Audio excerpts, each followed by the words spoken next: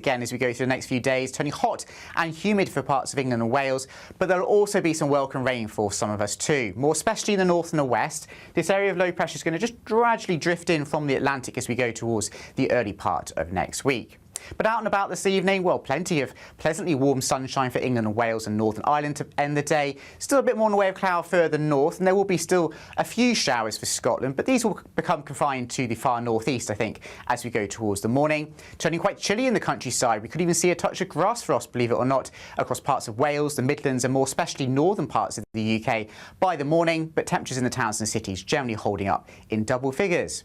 We might also see one or two mist and fog patches forming later in the night in more southern parts of Britain in the countryside, but these won't last very long at all. On Sunday morning, the strong August sunshine quickly clearing these away, so a fine and sunny start to the day for most of England and Wales. A bit more in the way of cloud perhaps for Northern Ireland, and still the cloud thick enough across more northern parts of Scotland just to bring one or two isolated showers, but it will be quite breezy and cool here, particularly for Shetland and Orkney. Thereafter, a fine day for many parts of the UK. Lovely spells of sunshine for most. A bit more in the way of high-level wispy cloud around on Sunday compared to today. So the sunshine will be a little bit hazier at times, and perhaps the cloud thickening just to bring one or two light spots of rain in parts of Northern Ireland and Irish Sea coasts later in the day. But a warmer day for many, particularly for England and Wales, temperatures widely in the mid-20s and perhaps approaching 30 degrees Celsius in the southeast of England. But also a bit breezier here with some easterly winds just pegging back temperatures on the east coast. Out towards the west, here we are, signs of things to come as we go into the early part of next week. So turning more changeable, some heavy showers or longer spells of rain, mainly in the north and the west of the UK, but also turning much hotter for a time at least in England and Wales. Expect warm spells with the odd rude interruption. Box Boilers sponsors the weather on GB News.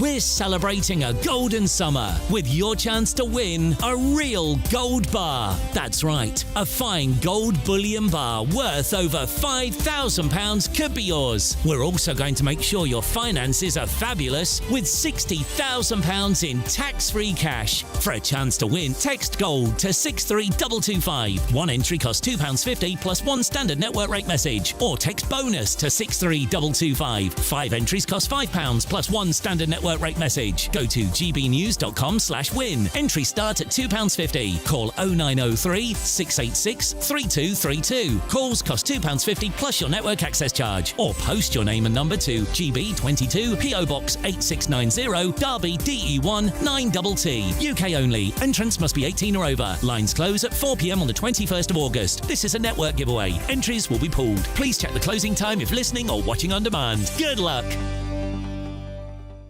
Bold. They are under no illusion. Brave. Are you a human trafficker? Boundless.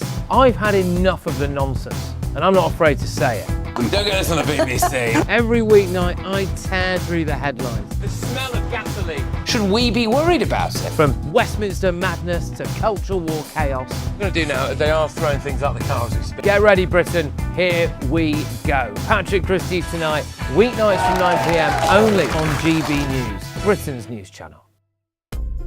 Britain is not just a geographical expression. We are a people bound together by history and culture that are distinctively British. Join me to celebrate our music, theatre, artworks and literature, which we can explore and enjoy together. Everybody's welcome. Sunday with Michael Portillo. Every Sunday at 11 a.m. on GB News, the People's Channel, Britain's news channel. From the school run to the home run, watch a new show for all of Britain. So he can say whatever he wants. A straight talking show where all voices are heard.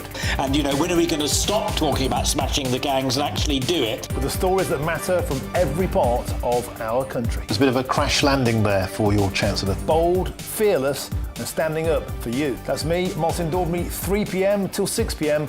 weekdays here only on GB News. The People's Channel, Britain's news channel. I've been in Westminster for a long time, but I know that though power may be here, its effect on people's lives is across the whole of the country. We may be where rules are made, but it's where they're implemented that matters. Join me, Jacob Rees-Mogg, for forthright and frank discussion on where Britain has come from, where it's going, and where it will end up. That's State of the Nation, Monday to Thursday, 8 to 9 o'clock. Vox Populi, Vox Dei. All too often, people will be sitting at home watching a press conference live, and they'll hear loads of questions being asked, and they'll be thinking, that's not my question. That's not my concern. We don't care whose feathers we ruffle. We ask the questions that you want answering. You're all standing on the street protesting and want to have an open discussion. My name is Patrick Christys. I do a show for GB News in the UK. Is it possible to talk to you quickly? Journalism in this country has been a cosy world full of groupthink until now. Well, this is the best view ever of Whitehall, looking out across all the tractor drivers of England who've come together to make their point. Hello, so as you can see, I'm here in Westminster as the protest begins. Yes, I'm very much in the thick of it. Look, we're challenging narratives here at GB News, and that's what sets us apart.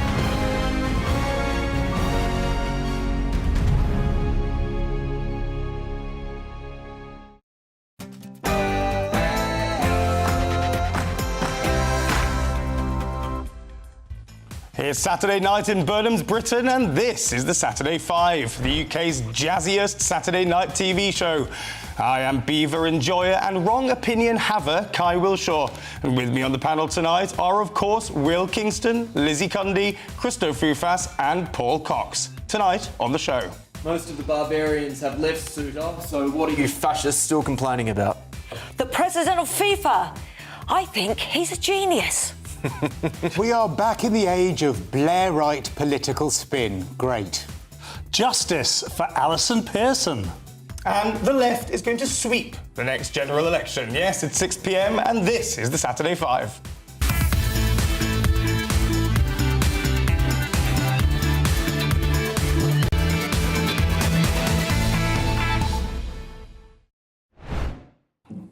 Yes, friends, welcome to the Kai Wilshaw Show. Yes, it's true. He's dying. And I've done the unthinkable. They said it couldn't be done, but with Ed Miliband's MI6 assisting with intelligence, a couple of handy drones from my good friend Wes Streeting, and one or two strapping newly arrived Moroccans, I have wrested control of the show from Darren Grimes.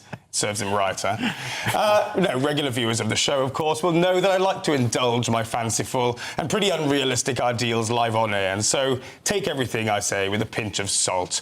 You'll be glad to know that I wrote in here, the reality is that Darren is away doing X, Y, Z, and I texted Darren to ask him what he's doing, and he hasn't replied, so I assume he's at Durham Pride. But in return for presenting tonight, I have been gifted what is possibly our most right-wing and most difficult to manage panel on record. Now then, of course, you know newly minted GB News presenter Will Kingston, whose gluttony for fame and fortune knows no bounds, as he takes over every available shift at every waking and unwaking hour on this channel, but of course is affectionately known to us as Big Willie. Lizzie Cundy is the rose between our Cox and Willie tonight. And, sorry, that's in reference to Paul here. She recently gave an interview to Women's Health magazine about her fitness regime, where she says, and I quote, "As a woman getting older, it's important to build your muscle. People don't want to be built up, but you don't want to shrink either." Well, we have never known Lizzie to shrink away from a catfight on this show, and tonight will be no different.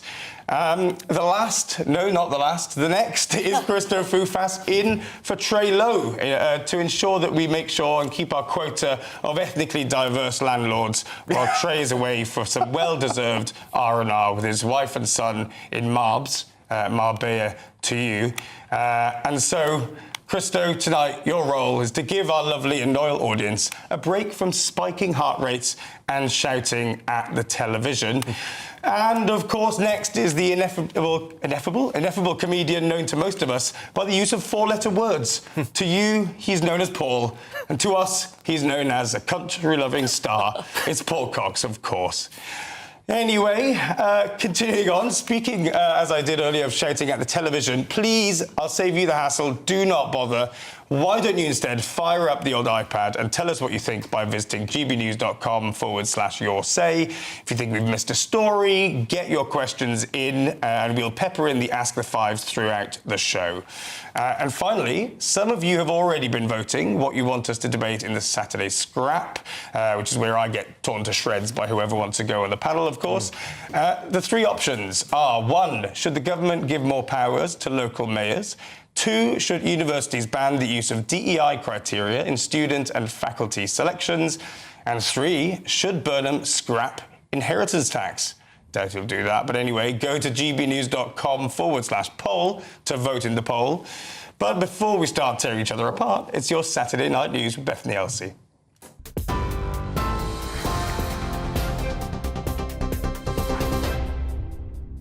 Thank you. Good evening. Your top stories from the GB newsroom.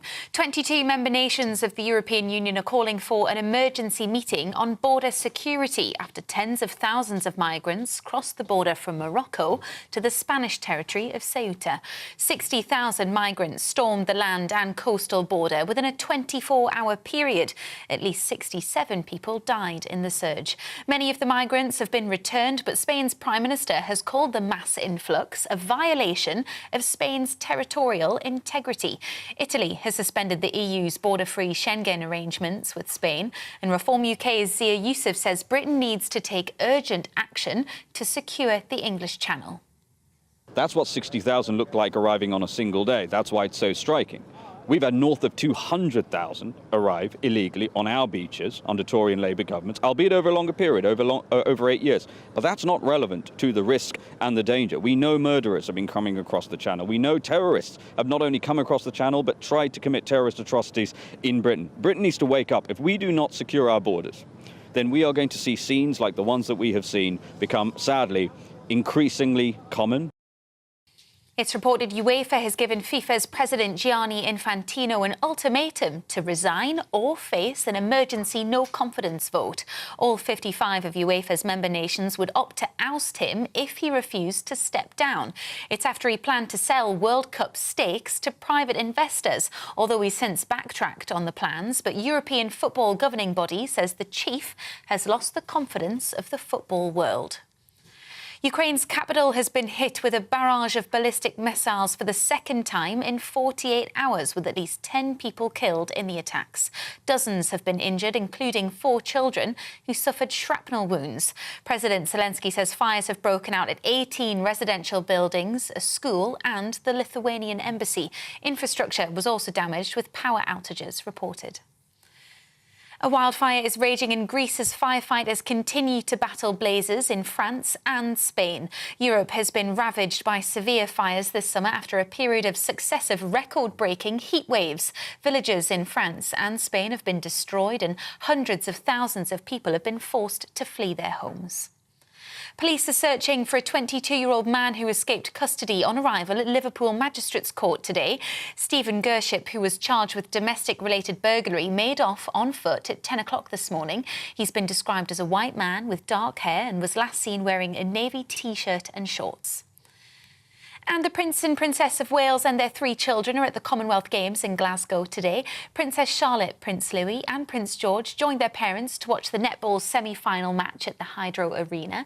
The mascot, Finny, also got a royal high five from the children, as well as a fist bump from Kate. The closing ceremony of the Games is tomorrow.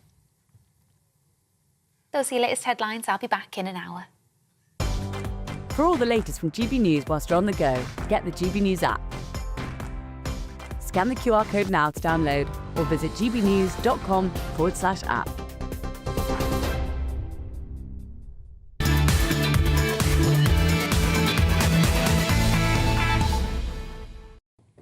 It's Saturday night and you're with the Saturday Five.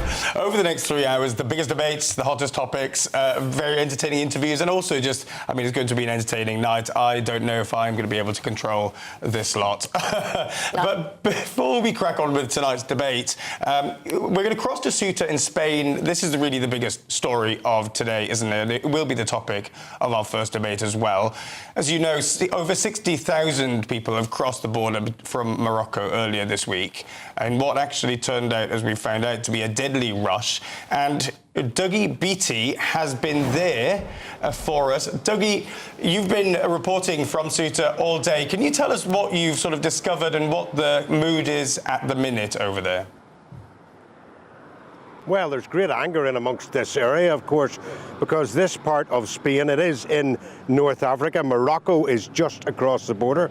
But don't forget, when you get into Morocco, it opens up doors into the Middle East, into Africa itself. So those that crossed this border just weren't Moroccans. They came from miles and miles away, different countries crossing that border. I mean, we've seen so many different ethnic options there inside that border itself today when those people were sent back. Why were they sent back, Christoph? Well, basically the Spanish government closed this whole town down. There was no water, there was nothing to eat, nowhere to live or hire, and every supermarket closed down. I mean, we ourselves couldn't get water or food till just about an hour ago.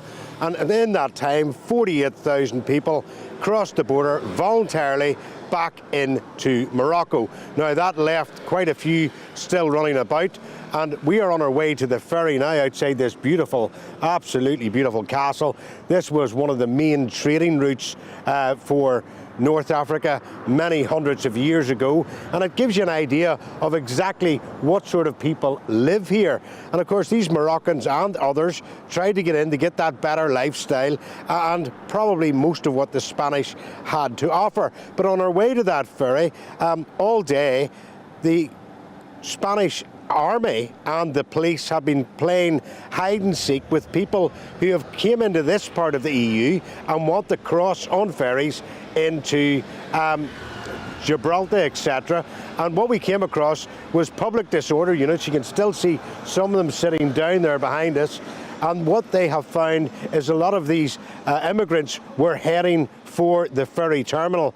And in this beautiful, very residential area here, there has been basically street brawls and people running up the street, some of them getting on their little motorcycles and clogging the traffic up. The police are closing off every roundabout and trying to corner them and herd them with great effect, actually, because we have seen so many of the police vans here. We would have known them in Ireland as paddy wagons, but they are arrest vans, Christoph. And at the minute, there's 3 just down in there. So we've seen buses going around the island with the police in public parks, etc. And next thing, the buses are full of immigrants. They seem to be readying most of them up before they can get into the EU, because of course the EU is now very concerned about that number of people crossing one of its main borders. Yeah, well, thank you very much, Dougie. We'll have to leave it there, I'm afraid, but thank you for all your dogged reporting throughout the day. I noticed that, of course, 22 out of the 27 European nations today have issued a letter calling for stricter cooperation on border control issues. To discuss all of this and more, our first debate, I'm going to hand over to Will Kingston himself. Thanks, Kai. Ladies and gentlemen, the left have aligned on their response to the invasion of Ceuta, and it effectively boils down to, well, most of the barbarians have left now, so why are you fascists still complaining? Kay Burley got in on this act early in response to Robert Jenrick on social media when she basically said words to the effect of, well, around half of them have already returned to Morocco, according to Spanish authorities. Great, no problem then. We had Mehdi Hassan, who was already talking about the Ceuta hoax. And then you had the Chancellor of the University of Manchester who said, well, they're all home now and they are resting today. Because, of course, after 24 hours of frenzied criminality, you do need to rest your tired legs.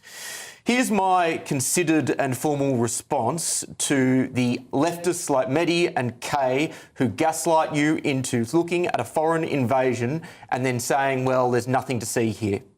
First, I can play your silly game. January 6th, those rioters, well, they only spent a few hours at the capital and then they went home. So why are you still complaining about a threat to democracy? Of course, the answer here is that you can't ignore 24 hours of rioting and the terror that was inflicted by those Moroccan men, and they were all men, on the people of Ceuta. Second, you are ignoring the lesson of this particular invasion. and that is that illegal migration is now a weapon of warfare. This was obviously coordinated. 60,000 plus men don't just independently decide to invade a country of their own volition. It was most likely organised by hostile forces in Morocco, and this same tactic is being used against the United Kingdom today. We know that the IRGC are sending terrorists across the English Channel in dinghies and setting up an infrastructure based around mosques, colleges and other public institutions. To ignore that is to ignore one of the great public challenges of our time in Europe and in this country. But third, and most importantly, when the left have basically said, well, you know what, this was just a temporary glitch and now we can move on, they are ignoring the suffering, they are ignoring the fear, they are ignoring the emotions of women who cowered in their homes as men rampaged through their streets. The kind and compassionate left, who are supposedly meant to be the ones who care about the rights of women, at least when trans women aren't involved in the conversation, are now the ones who are completely ignoring those voices, like the voice of this woman here. We are, as a neighbour of Ceuta. You can already see that security is conspicuous by its absence. We feel helpless. We feel totally abandoned. We are paralysed. This has paralysed an entire city. Mask has slipped. Wake up, Europe. Well, there we go. Lizzie, do you have a response to that? Because you finished right there on issues of women's safety, and lots of the reporting from Ceuta really focuses on just how impacted the population have been. Oh, without a doubt. And I just have to say, well done. That was unbelievable. And I was actually in Spain when this happened. I was with a family, a friend of mine who's a mother of 2 young children, and she was scared stiff. She said, what if they come into the mainland of Spain? It's so frightening. And this is a wake-up call. And I'm sorry, Andy Burnham's response to this was absolutely pathetic. He's not mentioned the problem of immigration at all since he's come into power. And at least we know what he calls a bread roll, though. Yeah, we know what he calls a bread roll. But let me just give you some statistics here, which are scary, which are coming into our country with small boats. 41,500 illegals crossed in 2025. While Labour have been in power, 79,000. 83% of those are male. We have our own invasion. But Lizzie... And that's happening. And Andy Burnham needs to start talking about real policies. Well, he has now. He has now come out and said, look, my appointment of Shabana Mahmood is a vote of confidence in her needing to finish the job. He spoke about HMO Britain just before he got made Prime Minister. No. He just said HMO Britain was unfair. But also the small boats crisis. In this year, numbers are down almost 42%, I think, year on year. Now, some people say that's because of wind. I say that's nonsense. They've got steroid boats with more in them. I think that the small boats are no longer small boats. They're just bigger boats with more people on them. But the other thing is, though, that when this all started, I heard people using the word invasion, and it did make me at first think, oh God, is that the right word to use? Will that be too provocative? And then the more pictures we saw, it is an invasion. And then when we found out that the security services were saying that Morocco was seemingly coordinating this, that is bordering on an act of war. You know, coordinating a number of young men to enter a sovereign territory without permission is an act of war. And I ask you, what is the difference between 60,000 men going into somewhere over a course of 24, 48 hours and 80,000 going across in the last 2 years here in the UK? Fine, it might be over the longer period of time, but it's still a similar number of people. We are just sort of more desensitised to it, and we just roll our eyes and say, well, it's just probably not solvable. But it's happening here. Yeah, no, look, I agree with you, and I'm not going to fall into the trap that Will set me of saying, well, they all went back anyway. But Christo, it's not the first time that this has happened where hostile states have pushed migrants into not the first time it's happened with Morocco. It's happened on the eastern flank, right, from Russia into Finland, from Russia into other countries. Now, the EU has apparently around 82,000 kilometres of borders.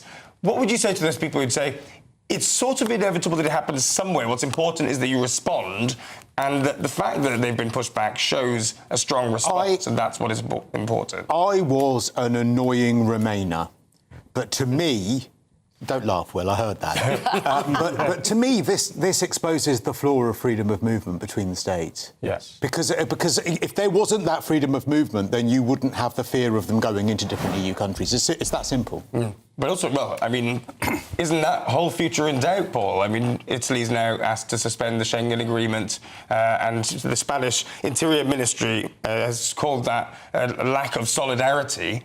Is the European movement falling apart as a result of this? Immediate red flag. He used the word solidarity. We already know that he's a socialist/communist. Yep. The guy is driving his own country into the ground. What we're seeing here is a pattern from the left across Europe, a premeditated obfuscation of the fact of what's going on. It's done to distract, it's done to dilute, and it's done as an attempt to make this seem normal to the rest of us. The left's position on this is not suicidal empathy. This is a full frontal attack on our culture and our intelligence. So everything you see there with 40,000 men, and by the way, left-wing commentators, left-wing outlets, all said as soon as this happened, it was like, it's 800, it's 300, it's maybe as many as 1,300. We have since learned that it's anywhere between 40 and 65,000 people in a premeditated attack on the border of Spain, and the Spanish Prime Minister has said nothing to see here. Yeah. Well, just a final comment from you. What should the UK do in response to all of this? What would you like to see Andy Burnham do? Not Zia Youssef, who, of course, jumped on the first plane he could to take advantage. Oh, I've got no idea, Kai. I'm really stuck on this one. Oh, wait, actually, no, I do have a thought. Maybe we secure our border. Maybe that would be a good idea. Maybe we do what is necessary to stop this happening in the United Kingdom, which it is, albeit on a slower scale, but the numbers are bigger in the UK over a longer period of time, and that means you need to detain the people who do arrive in this country, and you need to stop the incentives to get people like this coming here in the first place. You need to get serious about this problem. Wow. There'll be plenty more discussion of that tonight and in the next few weeks. You're with the Saturday 5 live on GB News.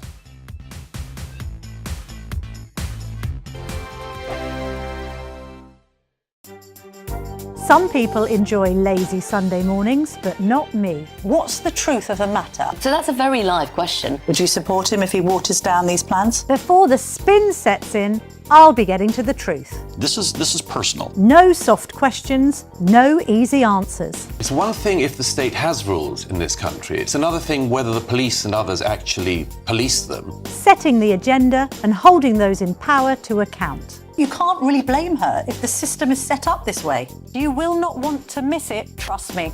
The Camilla Tominey Show, Sundays from 9:30, only on GB News.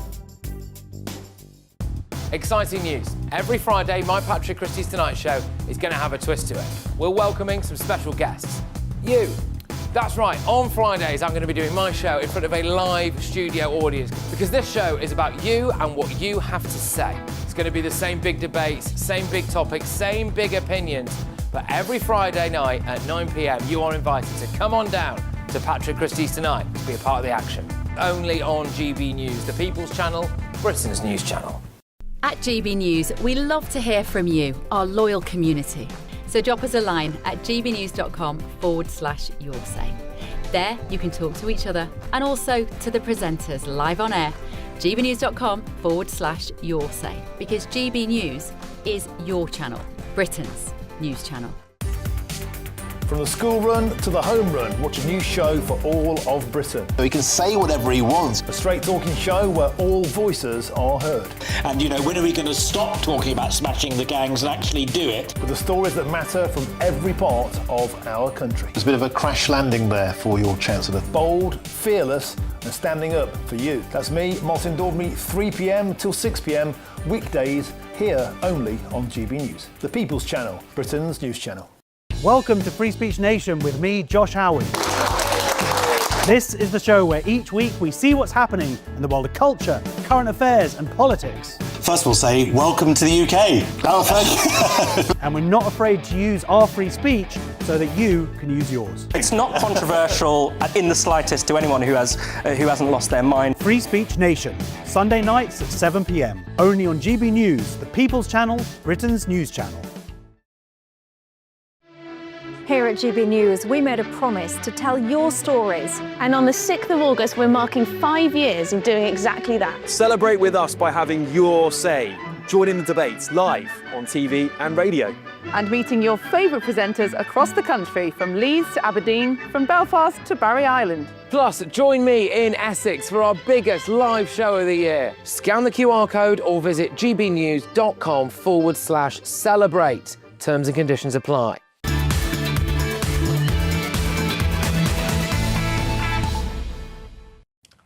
Welcome back to the Saturday 5. Keep getting in contact on gbnews.com/your say. We've got some amazing comments in. Michelle Valentine, Kai and his infantile beaver jokes, so boring. Sorry, Michelle, but they will keep coming. I love Michelle. That's another joke. That's another joke. Yeah. Keep love coming. Michelle. Beaver jokes. Lee says that I've been on the funny stuff. Don't know what all that means. Michelle again says he thinks he's funny, but he is boring. That's very nice. Lots of praise for you, Paul. I've barely said anything. Kirsty Coventry says Paul Cox and Christo need their own show. I love them. Yeah. I mean, I don't want to insist on the GB News bosses taking a note on that. But did you hear that? Paul Cox and Christo need their own show. Never Who is What a duo! What was her name? Liz. You look like twins, actually. Kirsty from Coventry. Yeah. Yes. No, Kirsty Coventry. Oh, just Kirsty. Never has a woman been more wrong. She couldn't Sounds be more mental wrong. level intelligent to What me. would you call it? Christo's Cox. That's enough, I think. I'm going to take back control. That's a lovely name. It's our names. It's our We're names. taking back control, Christo. That's enough. I am going to continue. Last night, Labour's Bev Craig won a decisive victory in the Manchester mayoralty by-election, triggered, of course, by Andy Burnham's win in Makerfield. Now, Labour won a stonking 47% of first preference votes, with increasingly lonely-looking Reform UK way behind on 21%, and the wacko murdery T-shirt-wearing Greens in third on 12. Now, let's not forget, a poll only last month had Labour and Reform virtually neck and neck in the battle for the mayoralty, while the Greens, right up until the very end, were pumping out nonsense pamphlets to voters that the race was between them and Reform. Well, trust them. A few lessons from this election. First of all, the left is much more united than the right, it seems to me. When Tories and Restore are knocked out, Reform picked up only 52% of those votes, but when Greens and Lib Dems were knocked out under this voting system that they used in the mayoralty by-election, the Green and Lib Dem votes equaled 72% taken by Labour. Now, to me, that shows a consolidation on the left and not that much on the right. The second is the decisive shift between May's local elections and July's by-election. In Bolton, the Labour vote doubled from 20% to 40% between the two. In Bury, it jumped 20% too. Reform actually lost ground between May and July, while Restore won 10% in those areas too, gaining up to 12% in places like Oldham and Rochdale. Now, there could be lots of reasons for this shift in the last 2 months, but here's two. One, there's the genuine Burnham bounce, or as I say, a Starmer surge. And then two, that when the election actually matters, when it counts, the Lib Dem and Green protest votes coalesce around the Labour candidate. So, as I finish, let me just indulge briefly in what is ultimately a mug's game, that is trying to extrapolate the results of one election to an as-yet unannounced future general election. And yes, the Burnham bounce might still be temporary. It might be exaggerated in Greater Manchester because they super love him and he's the King of the North. But if Reform remains on the rocks and Kemi continues to be lumbered down by her party's shocking legacy of government, the left will win the next general election. Will, what do you make of my prognosis? Is that what's going to happen? I don't want it to happen, obviously, but at the moment, it is a distinct possibility, Kai. And on your first point, at least, I agree with you. The left is more united than the right, and the left are more strategic with how they go about voting. And as a result of that, the possibility of some sort of Frankenstein, Lib Dem, Greens, Labour coalition, which, again, I don't want to get existential, but geez, it would be very close to the end of this country, at least in the way that we know it, is very, very possible. You mentioned Restore briefly. An underappreciated part of this election is that they outpolled the Conservatives. I think they got about 46,000 votes. That is not nothing. But at the moment, the right is struggling because there are so many egos and personalities. Look, to be honest now, at least with what the Conservatives and Reform are saying, on the important things, they're saying largely the same thing. Restore's going a bit further, but again, on the important things, they're at least rowing in the broadly same direction. And, you know, I'm not one for the whole let's all hold hands and sing Kumbaya type narrative. I'm a realist. But if the right doesn't get serious and recognise electoral realities, there is every chance that you will have a Frankenstein coalition on the left that beats them. And that would mean that everyone on the right who is leading a political party, Reform, Restore and the Conservatives, will go down as the biggest traitors to this country in its history. We can't let that happen. Wow. Paul, biggest traitors in this country, the right? That's not what Will said. Will said that should a certain scenario happen, then that could be a possibility. And I agree with Will on that. I also agree with Will and yourself on the fact that the right aren't united. However, what I will say is something I've been saying for a long time. We have to get normal people, the normies, as I'm calling them, those not engaged with politics day to day, like everyone on this panel is. Everyone at home is, because they watch GB News all the time. Thank you. We need to get more people engaged in the discourse on the right and make the right not evil. We've got this, the left are winning the optics war when it comes to left and right. We've had it for decades and decades, much thanks to you and your friends, Kai, where people have said the left are good, we good, and you bad. And that's it, and people have just bought it. And if you're disengaged with politics, you tend to buy into it and say, they seem kinder than they do. Well, unfortunately, that's how we got to where we are across our society. Now, Christo said he voted Remain. I voted Remain as well. You wouldn't think that 10 years later I'd be on a panel like this talking the way I do. It triggered a moment for me. The reaction from the Remainers to those that won the vote triggered something in my mind that made me realise something I'd been thinking about, pondering for a very long time. And that is that we do not have the proper type of democracy in this country, and we need a balanced democracy, and we need to get the right, or at least the centre-right, into power. And the way that we can do that is by coalescing around perhaps one idea rather than one person. Well, can I just counter one thing and before go over to Lizzie and Christo? One of the reasons we're going to see this is because the left are motivated to tactically vote for any other left-wing party. The right aren't willing to do that. So the left is so exercised by the right being the problem. The right have integrity, whereas the left will vote for any old person that's saying socialist nonsense. No, but that's not the case, is it, Christo? I think it's more that they're more motivated because many people see Reform as Will says it's going to be the end of the country, but most people see Reform many people see Reform as that existential. I'd like to point out just one thing, because I know there's plenty to say, but if you look at what the way we're measuring this is all around by-elections that have taken place in and around Greater Manchester, which is one demographic. I know it's lots of different people, and we saw the difference between Makerfield and Denton and Gorton and central Manchester. But we cannot, that is not the litmus test for the rest of the country. Now, if I was in your position, I would talk it up too, but it's certainly not a litmus test. And I think we're going to see that in Clacton, where Nigel Farage is voted back in his by-election. But we cannot just go, it's OK because we're winning in Manchester. Exactly. And I think we've got to look at the turnout of the Manchester vote. Only 25% actually voted. And this wasn't a vote that needed to happen. I mean, this election cost nearly £5 million. Andy Burnham said he wouldn't ever do this. He'd never leave Manchester. He lied. He put his ego and his ambition before that. And yeah, I agree. I think the right have to come together. There's too much fighting. Rupert Lowe's got to leave his ego on the sofa, because what he's doing is actually letting Labour win, and we have to unite. But Kemi Baden, I'm afraid, she's a great speaker, but the rest of the party, people will not believe in the Tories again. I don't care how good she is at, Prime Minister's question time. They're not going to have that, faith in the Tories again.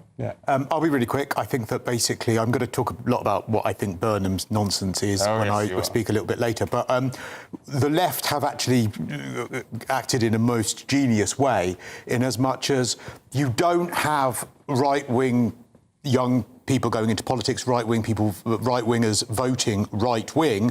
For capitalism, if you cannot create a generation of capitalists that have a stake in society, that can own homes, that can buy things, and the left have been the ones that have allowed the number of people in the UK to increase to the point where those sorts of commodities are so expensive, and then they've played an act of genius to then say, well, actually, the solution to that problem is the left. And when in actual fact, if it weren't for the left, we wouldn't have had a level of immigration to the point where we can't actually have young capitalists that will vote on the right. What's the point in being a conservative when there's nothing to conserve? Absolutely true. And reform's got that problem too. But I mean, to put that on the step of the left entirely is a nonsense. But Are you saying the left aren't in favour of immigration massively then? Is that what you're saying? I'm saying that there are successive Conservative governments that have been as, if not more, responsible for that population growth than the Labour Party. But Labour only got in because the Tories, everyone lost faith. Well, they imploded. That is the truth. Long may it continue, Lizzie. I'm as excited as you are to see them die. Anyway, the party. Up next, we will bring you the latest trigger tantrums. Don't go away.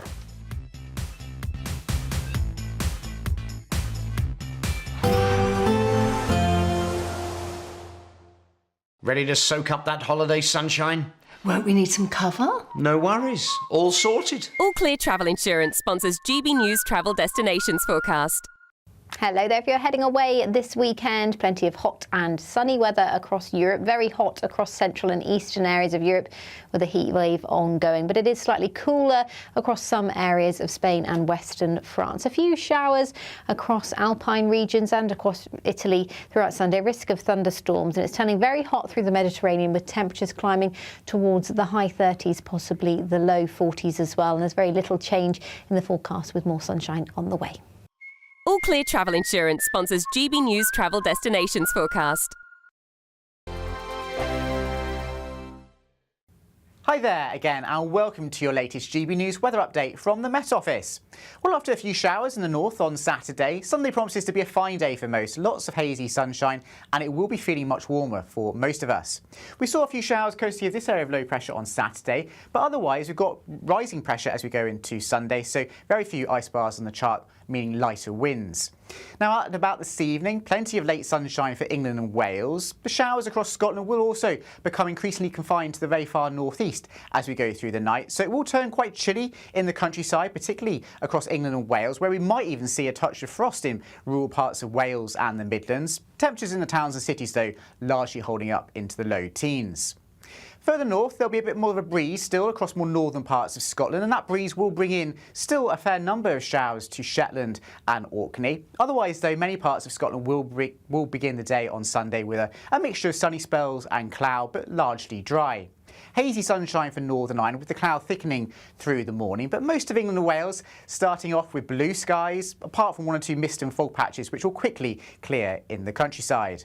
And then we're set for a fine day for many parts of the UK, one or two showers in the very far northeast of Scotland, and the cloud perhaps just thickening sufficiently to bring one or two spots of rain for Northern Ireland and the west of Wales by the end of the afternoon. But with that hazy sunshine, it is set to be a warmer day for most of us on Sunday. Temperatures widely in the mid-20s across England, eastern parts of Wales, and perhaps close to 30 degrees Celsius in the southeast of England. But it is set to turn more changeable overnight into Monday. Monday sees an area of rain pushing northwards across Scotland, possibly bringing some quite prolonged and useful amounts of rainfall to the east. Some scattered showers developing elsewhere too, possibly in England and Wales as well. One or two thunderstorms perhaps by the evening, and certainly a chance of some slightly heavier showers and a more humid and hot feel for many as we go through Monday and Tuesday before it turns cooler midweek. Britain deserves a newsroom that puts the facts and your voice first. Well, and that's what you get on GB News. Lively debates, lively conversation. And we're not afraid to hold power to account. And each other. So join me, Andrew Pearce. And me, Miriam Cates, for Britain's Newsroom, weekdays from 9:30 on GB News. Breaking news, live updates, stories that matter. From the heart of the GB Newsroom to every corner of Britain. With our team of dedicated journalists across the UK. GB News bulletins are there to deliver the latest news that matters to you. Bulletins on GB News, the People's Channel, Britain's news channel. As soon as it hits 11 and the headlines come in, Late Edition brings you the breaking news from all the front pages. Because the news is going to happen. so get a head start today. Patrick Christie's tonight, late edition. Alex Armstrong tonight, late edition. From 11 o'clock every night. Only on GB News, the People's Channel, Britain's news channel.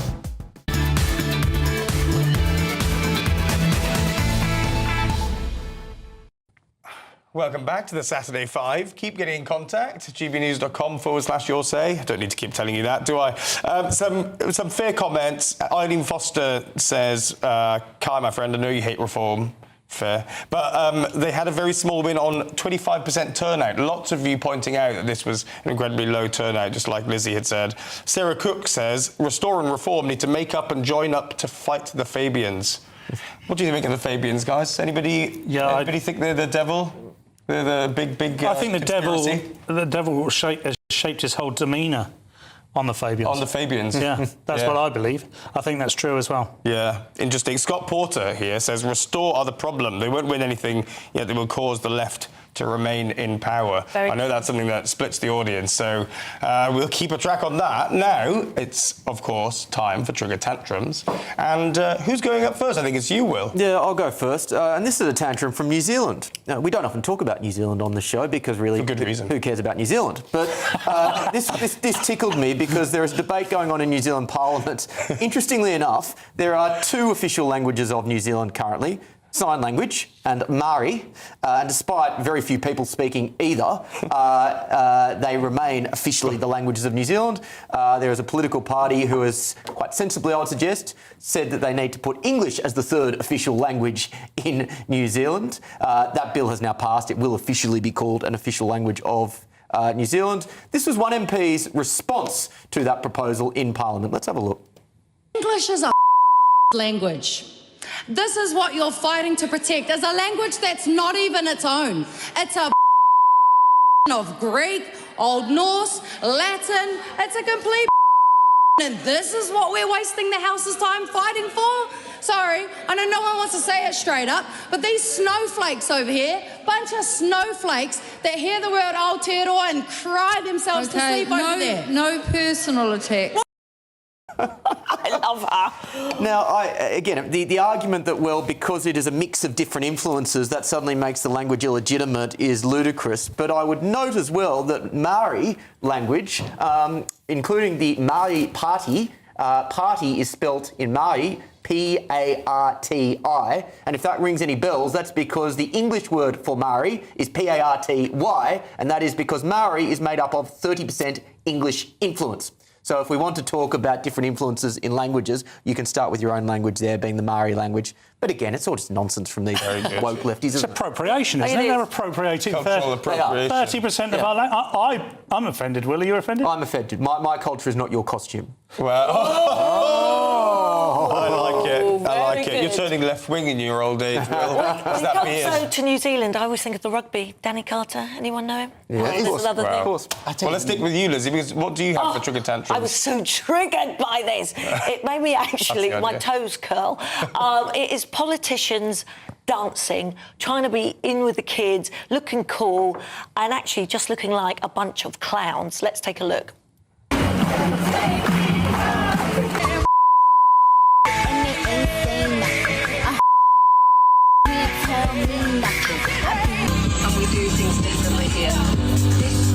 Party. And he's so happy about it, he's doing a little dance in the front of the stage. And you wonder why people aren't going to vote. Yeah. You have it there. How can they be taken seriously? They look like a bunch of clowns, honestly. I can't even look at Polanski's dance. I'm sorry, and I'm afraid Burnham has no rhythm. Well, I don't know about that. Oh, it was pathetic. Seriously, get on with the job. It is absolutely, jigging about. And as for Ed Davey, he's usually going down like water slides and things. I mean, he thinks the under-sevens are going to vote for him. That's probably the first time Ed Davey's been mentioned on television for a long, long time. Christo, will you do us a dance while you introduce your Trigger Tantrum, please? Go on. No. So this is a good point actually that is being made here by Dawn French, but the way in which she says it is so unhinged. Just listen to Dawn French talking about the body shaming of Andy Burnham's wife. Normal woman standing there, and all you can talk about is her dress and her body. How dare you body shame her? This is a bright woman who speaks lots of languages, she's run businesses, she's faced challenges you wouldn't even begin to imagine. You wouldn't have the fucking courage for it. Stop it, bullying people. It's a human woman with a human body. Let's be grateful. There are some humans there. The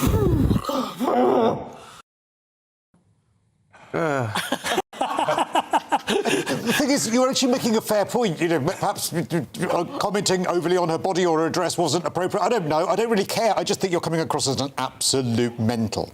Yeah. And that's my trigger tantrum. There you go. Well, I'll take over from that because as the mental one on the panel, I do need to do something now. Earlier in the programme, the autocue says we, but in fact, Paul Cox mentioned. No. Yeah, look, if you don't get on with it, I'll do it again. Paul Cox mentioned the Clacton by-election. Here is the candidate. Adam Al-Khatib, the Forward Party; William Stewart James Colston, Social Democratic Party; James Ransley, Consensus Party; Kai Stevens, the British Democrats; John Stevens, Rejoin EU; Nigel Farage, Reform UK; Lawrence Fox, the Reclaim Party; Martin Davies, Freedom Alliance, Real People, Real Alternative; Count Binface Party; Ketan Kumar Pipalia, UK Voice, Safer and Stronger UK; Marcus White, Everyone is God Party. Standing as independent candidates are Rhys Cowan, Andy Earlham, Glenn Charles Cummings, Ati Fard, Tony Francis, Robin Green, Abby Hookwe, Stephen Richard Ingram, Amy Morris, Derek Norbert Morris, Michael Noel O'Keefe, Martin O'Brien, Nick Pellas, Daniel Pocock, Jerry Smith, Pamela Walford, Joseph 77, Tony Kane, Woke Trump Kazi, Mark Wilkinson. Standing for the official Monster Raving Loony Party is Baron von Thunderclap, Howling Lord Hope, Nick the Incredible Flying Brick. Oh, I feel so knowledgeable about the... Say it! Christo, what do you have after the break? We're going to be talking about Andy Burnham. I'm so sick of Burnham's spin and this return to the Blair years of nonsense and lies in politics.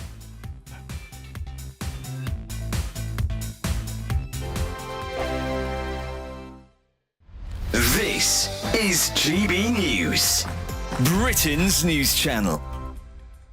Well, Charlie, as most of the viewers know, I would be involved in agriculture. This isn't quite agriculture. It's quite close to it, the cousins of. A lot of things that go on in agriculture are on display here. Thousands of people coming to this site, Ragley Hall, just about 45 minutes out of Birmingham. We are the modern ruralists, and here today we have the craft yard. We've got 9 different crafts, all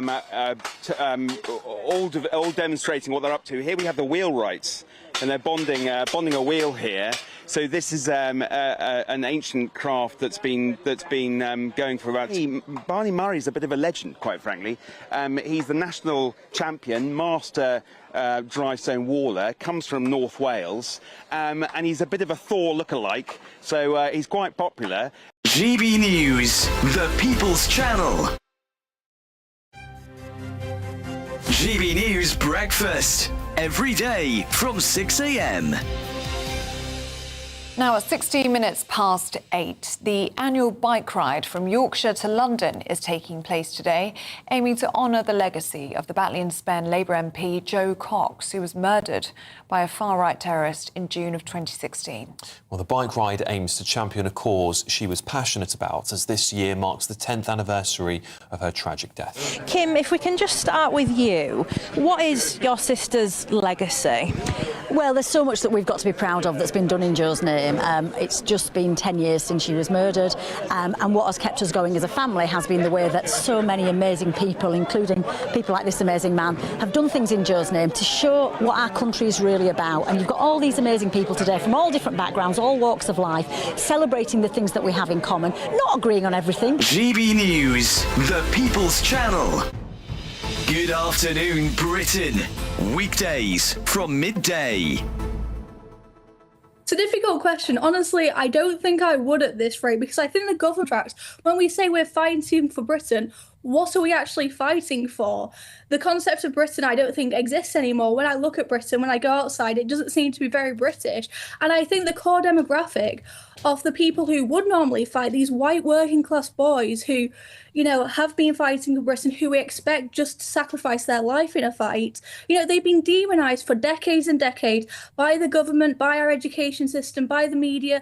Economically, they've been disadvantaged. So why would we expect them to risk their lives when we've demonised them for so long and took them for granted for so long? And this concept of Britain fighting for the British government, you know, the British government has betrayed us. GBNews, the People's Channel.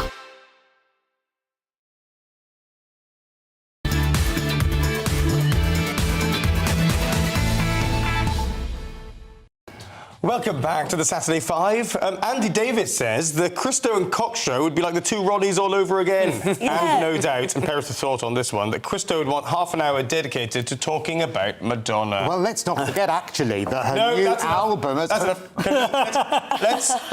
Let's stick with you, but specifically on UK politics, please. OK. Why don't you take it away? It's not a Madonna monologue today, but it's something that I'm afraid we'll find far more depressing, because let's not forget that Andy Burnham became an MP during the Blair era, and with this political spin and lies that I'd hope we'd seen the back of, my God, does it show.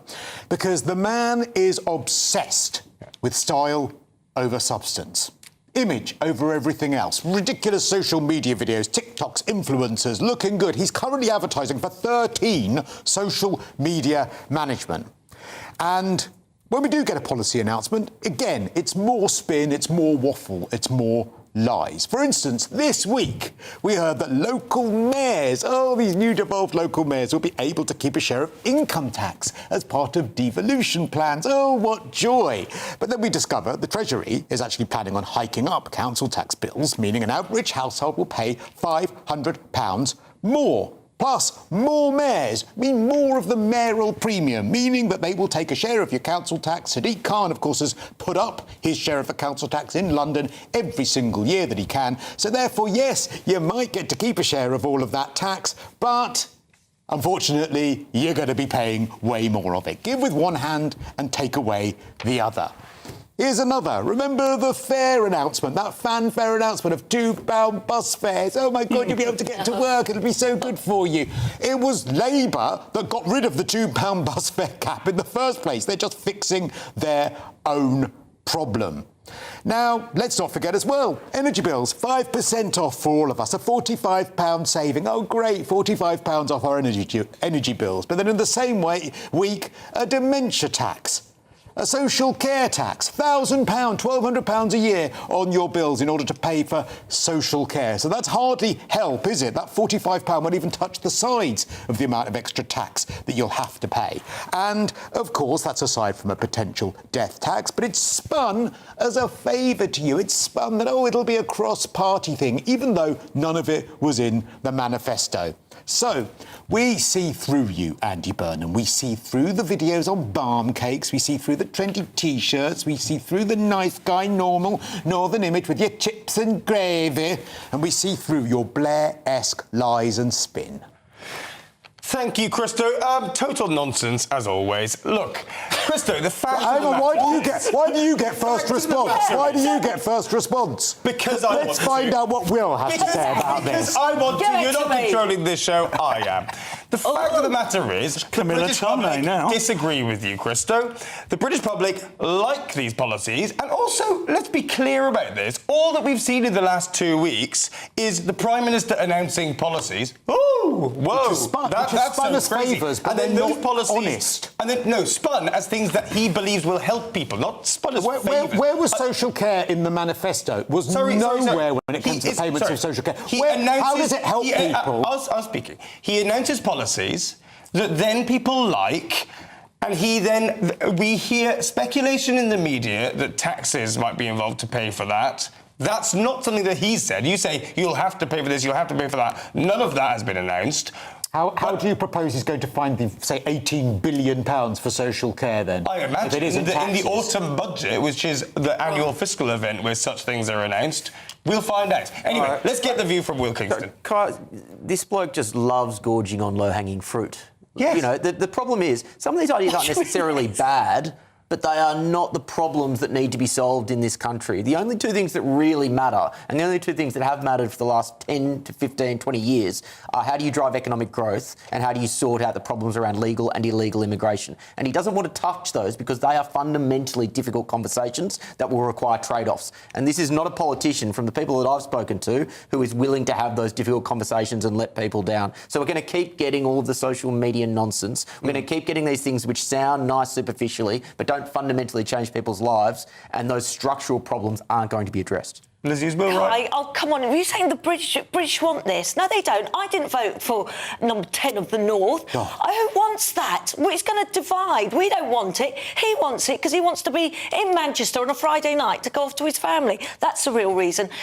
You talk of him like the great Messiah. Well, he is the great Messiah without a mandate. He's got, you know, his Buddy Holly glasses and his T-shirt, and he has no depth. Style over substance. Yes, exactly. And you know what? I'm sorry, you can't keep saying the British public want him. We didn't vote for him. We didn't want Andy Burnham. We're going to have to give a one-sentence final answer to... Yeah, I'm going to be very, very quick, and I'm not going to make any points. I'm just going to read out what it says on Your Say. It says, Paul Cox on Your Say says Kai is an absolute wally and Christo and Paul should have their own show. Yeah, well said. Thank you for that fantastic substance-filled response, I be a panellist, Paul. Yes, of course. But importantly... It's just going to be you and Will. Right, that's enough. Lots more to come, don't you worry. This rowdy panel will be here for the next 2 hours. Don't go anywhere. We'll be discussing North Sea oil and plenty more after the break.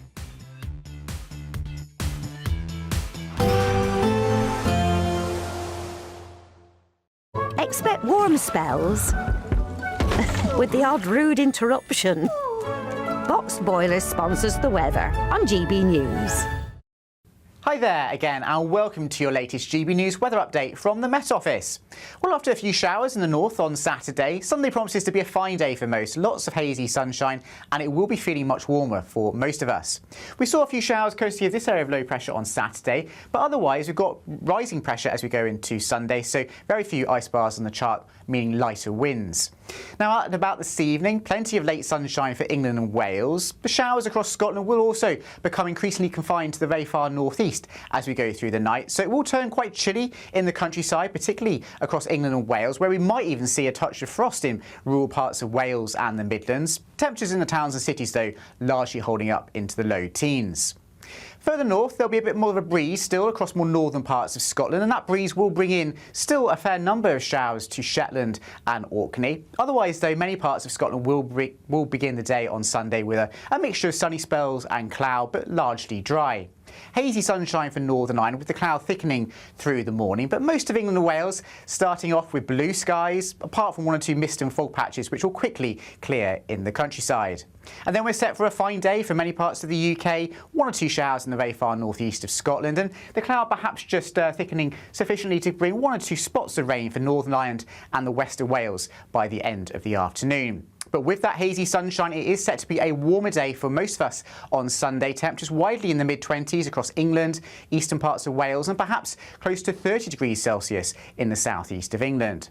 But it is set to turn more changeable overnight into Monday. Monday sees an area of rain pushing northwards across Scotland, possibly bringing some quite prolonged and useful amounts of rainfall to the east. Some scattered showers developing elsewhere too, possibly in England and Wales as well. One or two thunderstorms perhaps by the evening, and certainly a chance of some slightly heavier showers and a more humid and hot feel for many as we go through Monday and Tuesday before it turns cooler midweek. Expect warm spells with the odd rude interruption. Boxed Boilers sponsors the weather on GB News. Well Welcome to Orla Santi by Domes Resorts, where we're celebrating with an incredible £60,000 to be won. Plus, we'll give you a fine gold bullion bar worth over £5,000. Don't miss your chance to win over £65,000 worth of prizes. For a chance to win, text GOLD to 63225. One entry costs £2.50 plus one standard network rate message. Or text BONUS to 63225. 5 entries cost £5 plus one standard network rate message. Go to gbnews.com/win. Entries start at £2.50. Call 0903 686 3232. Calls cost £2.50 plus your network access charge. Or post your name and number to GB22 PO Box 8690 Derby DE1 9TT. UK only. Entrance must be 18 or over. Lines close at 4 p.m. on the 21st of August. This is a network giveaway. Entries will be pulled. Please check the closing time if listening or watching on demand. Some people enjoy lazy Sunday mornings, but not me. What's the truth of the matter? So that's a very live question. Would you support him if he waters down these plans? Before the spin sets in, I'll be getting to the truth. This is personal. No soft questions, no easy answers. It's one thing if the state has rules in this country. It's another thing whether the police and others actually police them. Setting the agenda and holding those in power to account. You can't really blame her if the system is set up this way. You will not want to miss it, trust me. The Camilla Tominey Show, Sundays from 9:30, only on GB News. Hi, I'm Michelle Dewberry, and my show is your opportunity to cut through all the noise and dive in headfirst to some robust debates. Ideas clash. Situation, isn't it? Because the failure is you're deliberately avoiding my point. Nothing's held back, And if you think this is the end of it, wait for more. and we do not shy away from the difficult stuff. Sometimes I want to shake people and say, if only you understood. So join me on Dubes & Co. weeknights at 6 p.m, only on GB News, Britain's news channel. Join me, Nana Akwe, for an informative, interactive news programme with a difference. It's fun.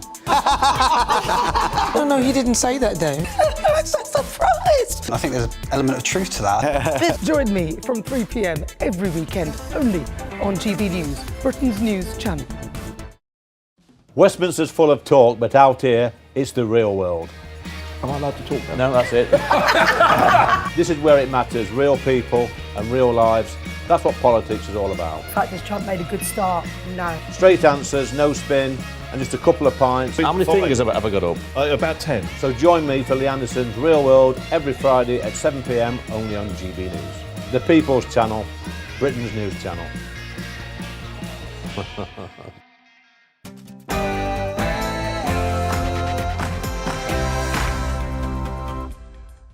It's still Saturday night, and I'm still, unfortunately, Kai Wilshaw. This is the Saturday 5, the UK's biggest Saturday night TV show. Who do I have with me? It's Will Kingston, Lizzie Cundy, Christopher Fufas, and Paul Cox. Tonight on the show. Lizzie is the only person in the world who supports Gianni Infantino. Should the government give more power to local mayors? Should Andy Burnham scrap inheritance tax? Andy needs to drill, Burnham drill. True. And? You wanted to lambast Trump. You wanted to make sure that nobody else stole your spotlight. You wanted to be the guy. We'll enjoy some crazy legislators over in the States and find out what that rant was all about in Trigger Tantrums. Yes, it's 7 p.m, and this is the Saturday 5.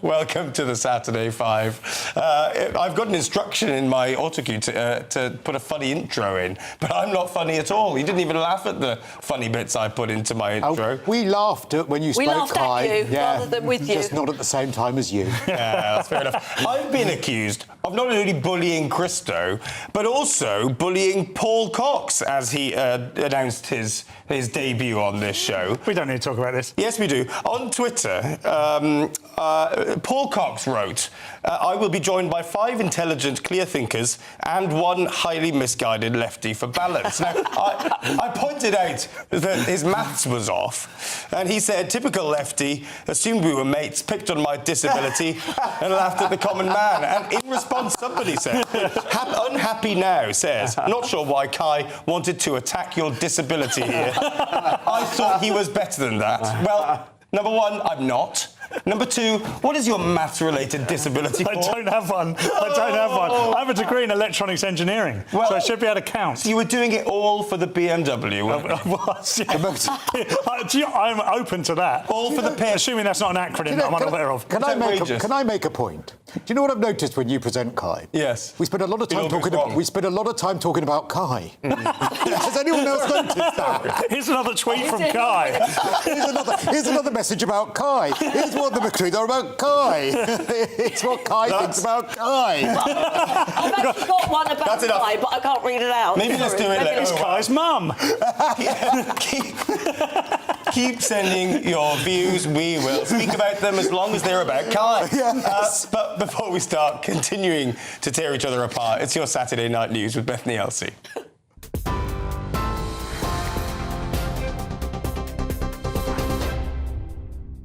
Good evening. Your top stories from the GB newsroom. The European Union will hold an emergency meeting on border security next week after tens of thousands of migrants fled over the border from Morocco to the Spanish territory of Ceuta. Most of the 60,000 migrants have since been returned. At least 67 of those died in the surge. Spain's Prime Minister called the mass influx a violation of Spain's territorial integrity and condemned Italy's decision to suspend the open border Schengen arrangements as selfish. Reform UK's Zia Youssef says Britain needs to protect its own borders. That's what 60,000 looked like arriving on a single day. That's why it's so striking. We've had north of 200,000 arrive illegally on our beaches under Tory and Labour governments, albeit over a longer period, over 8 years. But that's not relevant to the risk and the danger. We know murderers have been coming across the channel. We know terrorists have not only come across the channel, but tried to commit terrorist atrocities in Britain. Britain needs to wake up. If we do not secure our borders, then we are going to see scenes like the ones that we have seen become, sadly, increasingly common. It's reported UEFA has given FIFA's president Gianni Infantino an ultimatum to either resign or face an emergency no-confidence vote. All 55 of UEFA's member nations would opt to oust him if he refused to step down. It's after he planned to sell World Cup stakes to private investors, a plan he's since backtracked on. But the European football governing body says the chief has lost the confidence of the football world. At least 10 people have been killed and dozens more injured, including 4 children, after Russia launched a second huge attack on Ukraine's capital in the last 48 hours. President Volodymyr Zelensky says they were only able to intercept one of dozens of ballistic missiles, blaming a critical shortage of air defence systems, and has appealed for more support. Fires broke out at 18 residential buildings, a school and the Lithuanian embassy, as well as power outages reported. Andy Burnham has congratulated his successor as Greater Manchester Mayor, branding her the Queen of the North and saying she would continue to do politics differently. Labour's Bev Craig beat Reform UK's Sean Astley in the by-election, but overall turnout was just 25%, marking the lowest recorded since 2017. And children aged between 5 and 15 across England can travel for free on most local bus services throughout the school summer holidays to help ease the financial pressures on families. Here's the Minister for Roads and Buses, Simon Lightwood. Benefits are huge. Not only giving people the breathing space that they need to go out and enjoy something, and trust me, I'm a parent, trying to keep the kids occupied is both time-consuming, stressful and really expensive. So that extra bit of help for parents is really important. But that goes back into the local economy. It goes on spending on activities, which we've also slashed the VAT on, so you can get into things like museums, get into theme parks, slashing the VAT on children's meals as well. So it all helps parents. Those are your latest headlines. I'll be back in an hour. Tune in to GB News Radio wherever you are. Online, on DAB Digital Radio, on TuneIn, on Radio Player, on Nation Player and on your smart speaker. Just say, play GB News.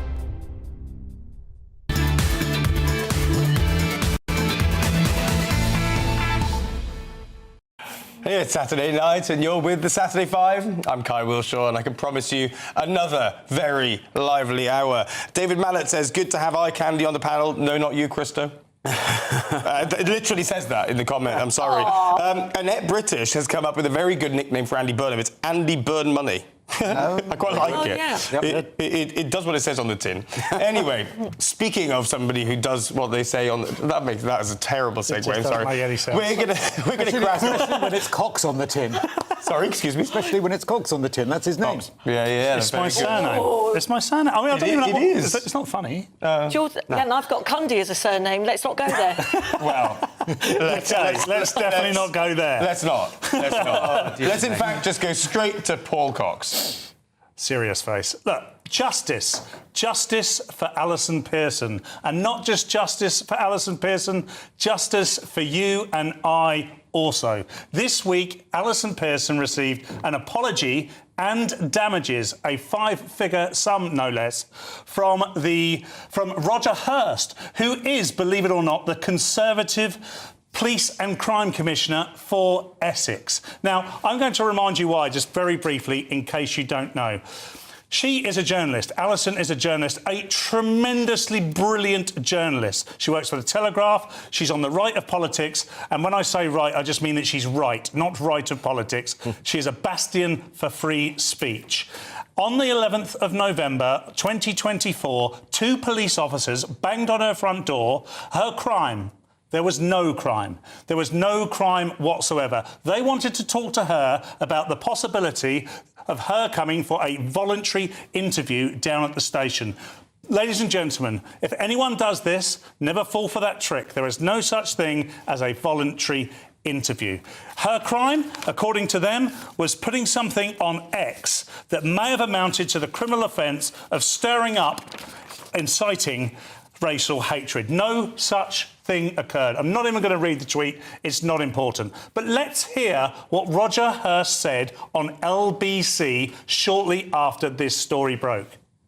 You can't go around ignoring crimes just because it's politically sensitive. And we perhaps need to just think about how our Black and Asian communities are hearing this debate. After all, the 1986 Public Order Act defines this as a crime. And the maximum sentence, the normal measure of crime severity is on the maximum sentence.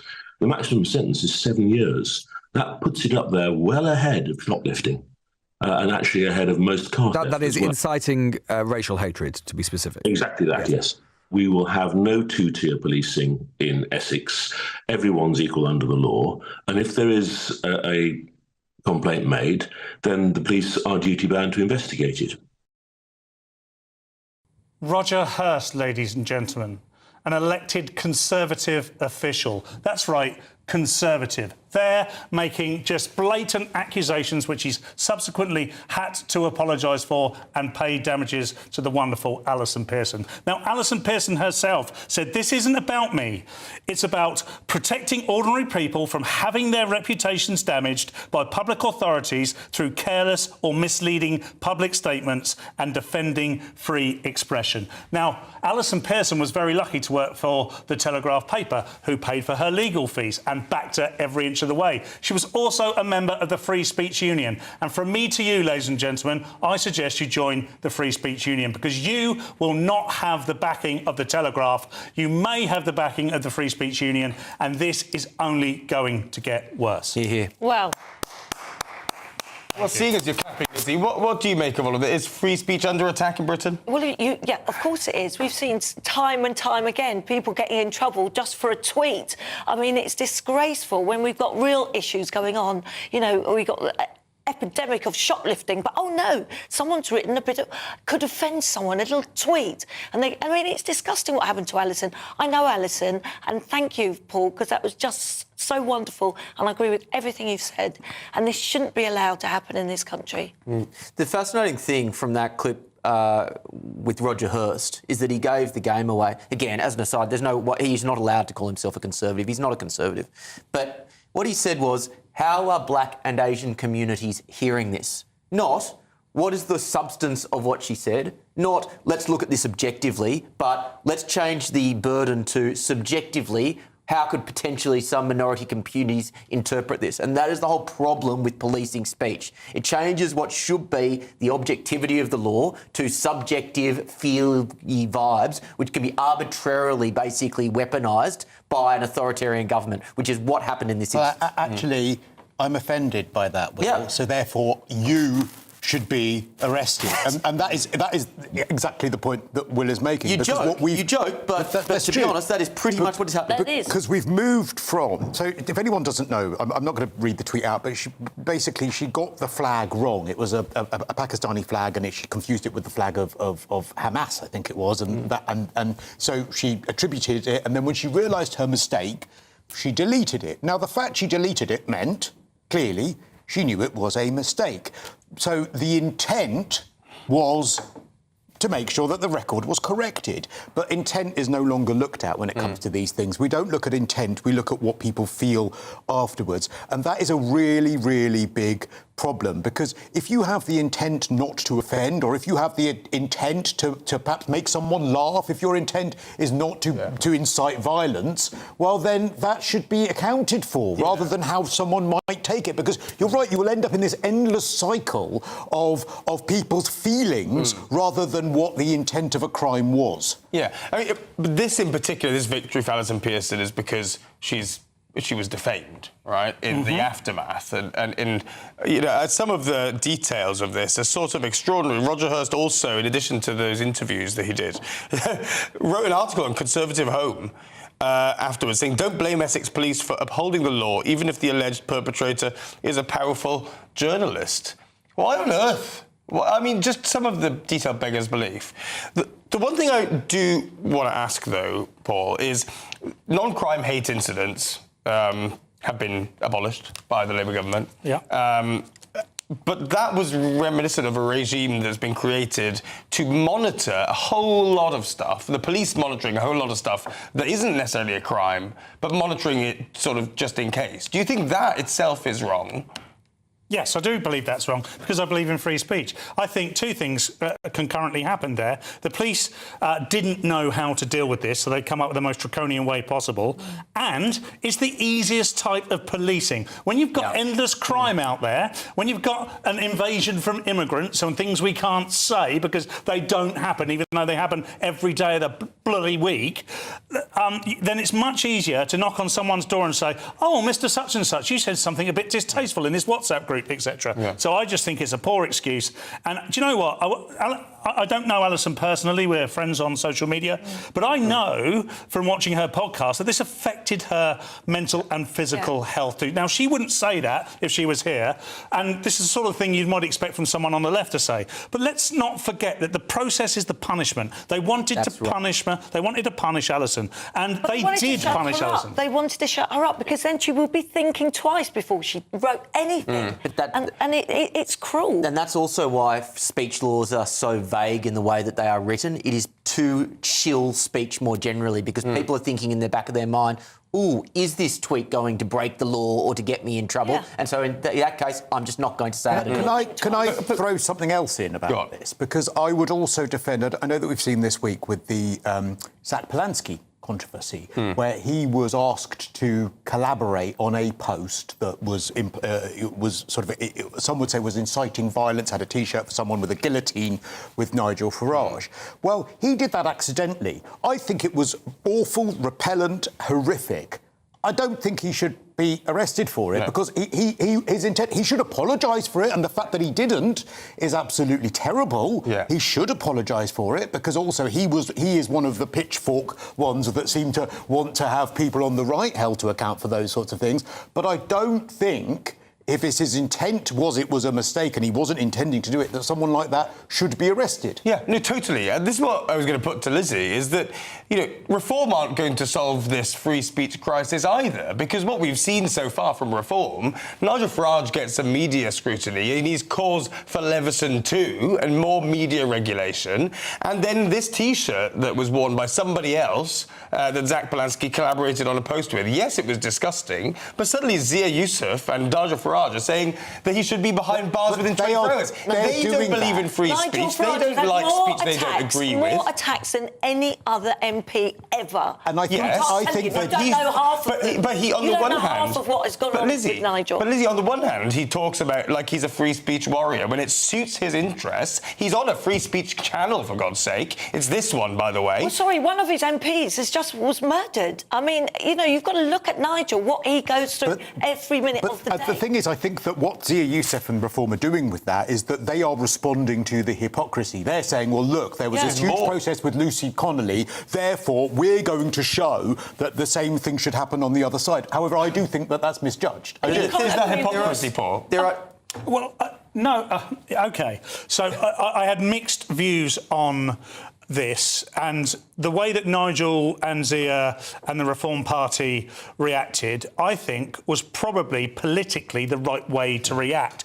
In terms of the greater, larger picture, I don't want to call for anybody to be arrested. I don't want anyone to have knocks on the door.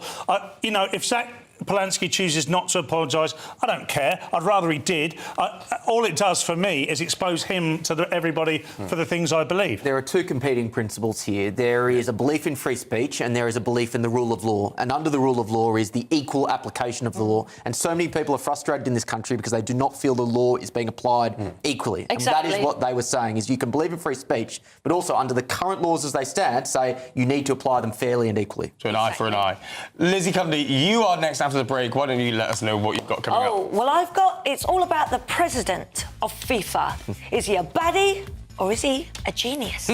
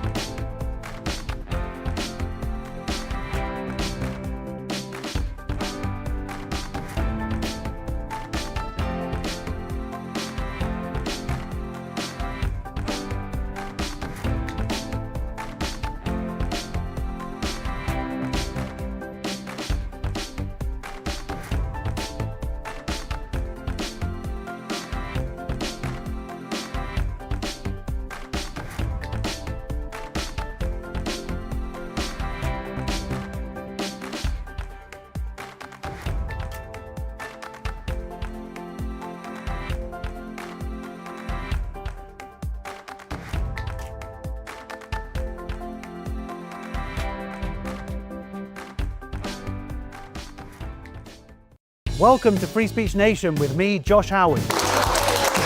This is the show where each week we see what's happening in the world of culture, current affairs and politics. First we'll say, welcome to the UK. Oh, thank you. And we're not afraid to use our free speech so that you can use yours. It's not controversial in the slightest to anyone who hasn't lost their mind. Free Speech Nation, Sunday nights at 7 p.m. Only on GB News, the People's Channel, Britain's news channel. Here at GB News, we made a promise to tell your stories. And on the 6th of August, we're marking 5 years of doing exactly that. Celebrate with us by having your say. Join in the debates live on TV and radio. And meeting your favourite presenters across the country, from Leeds to Aberdeen, from Belfast to Barry Island. Plus, join me in Essex for our biggest live show of the year. Scan the QR code or visit gbnews.com/celebrate. Terms and conditions apply.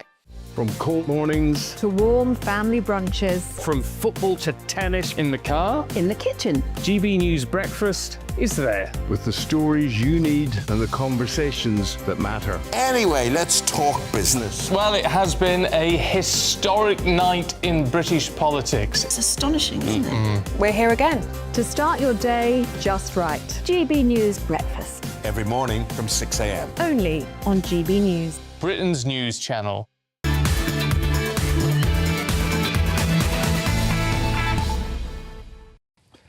Welcome back to the Saturday Five.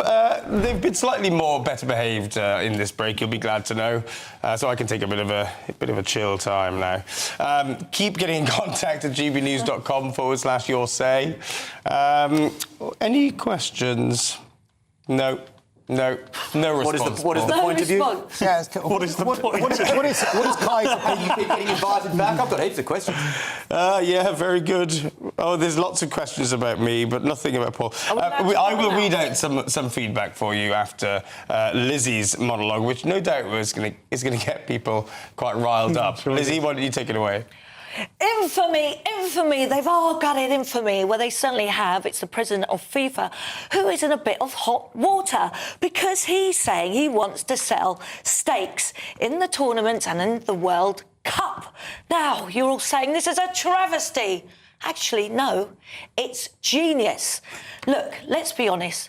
Football is a business, and you can't get better business than the World Cup. It's the biggest tournament in the whole world. 6 billion watched it and were engaged in it. It's the pinnacle of every footballer's career.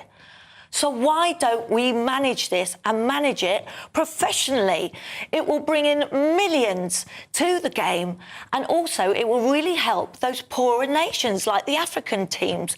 It's a win-win. And all I can see, those that are against it are those that are anti-American or anti-business. Let's be honest. So football, like any other business, has to keep moving forward. Gone are the days of Roy of the Rovers that are eating a pork pie in the pouring rain in a stadium with no seats. These days have gone. It's no longer the sport for just the working class. It's the sport for everyone. That's why I say we should give this a shot. And I think he's actually a genius. Can I just ask you, do you really think that UEFA and CONCACAF, which is a weird-sounding acronym for the regional body of the Caribbean nations in football and North America and so on, do you really think they are anti-business? They hate business so much that that's why they've rejected these proposals? Or is it because they think that this is the final nail in the coffin in the commercialisation of international football and a step too far? After all the measures that Infantino has already brought in, expanding how many teams make it into the World Cup, adding those half-time breaks, making them 30 minutes... Do you really think it's because they hate business? No, because this will bring money. This will bring money into the teams. It will help the game. Look, the reason why people aren't liking this, let me just tell you, because they think it's political, because of the link with Trump. Because he appointed, I want to get his name right, Josh Krishna, who is the brother of Jared, who is Trump's brother-in-law. So people are thinking, oh, this is not right. This is political. Actually, football will benefit from it, and it will make the game dynamic. There'll be more money in it, and those lesser teams, like the African teams, will get millions from it. Lizzie, I'm not anti-American as such, but I'm against the Americanisation of sport. And like so many people in this country, I hated the water breaks. I hated the extended half-time with the garish, silly American shows. And I think we'll see much Madonna.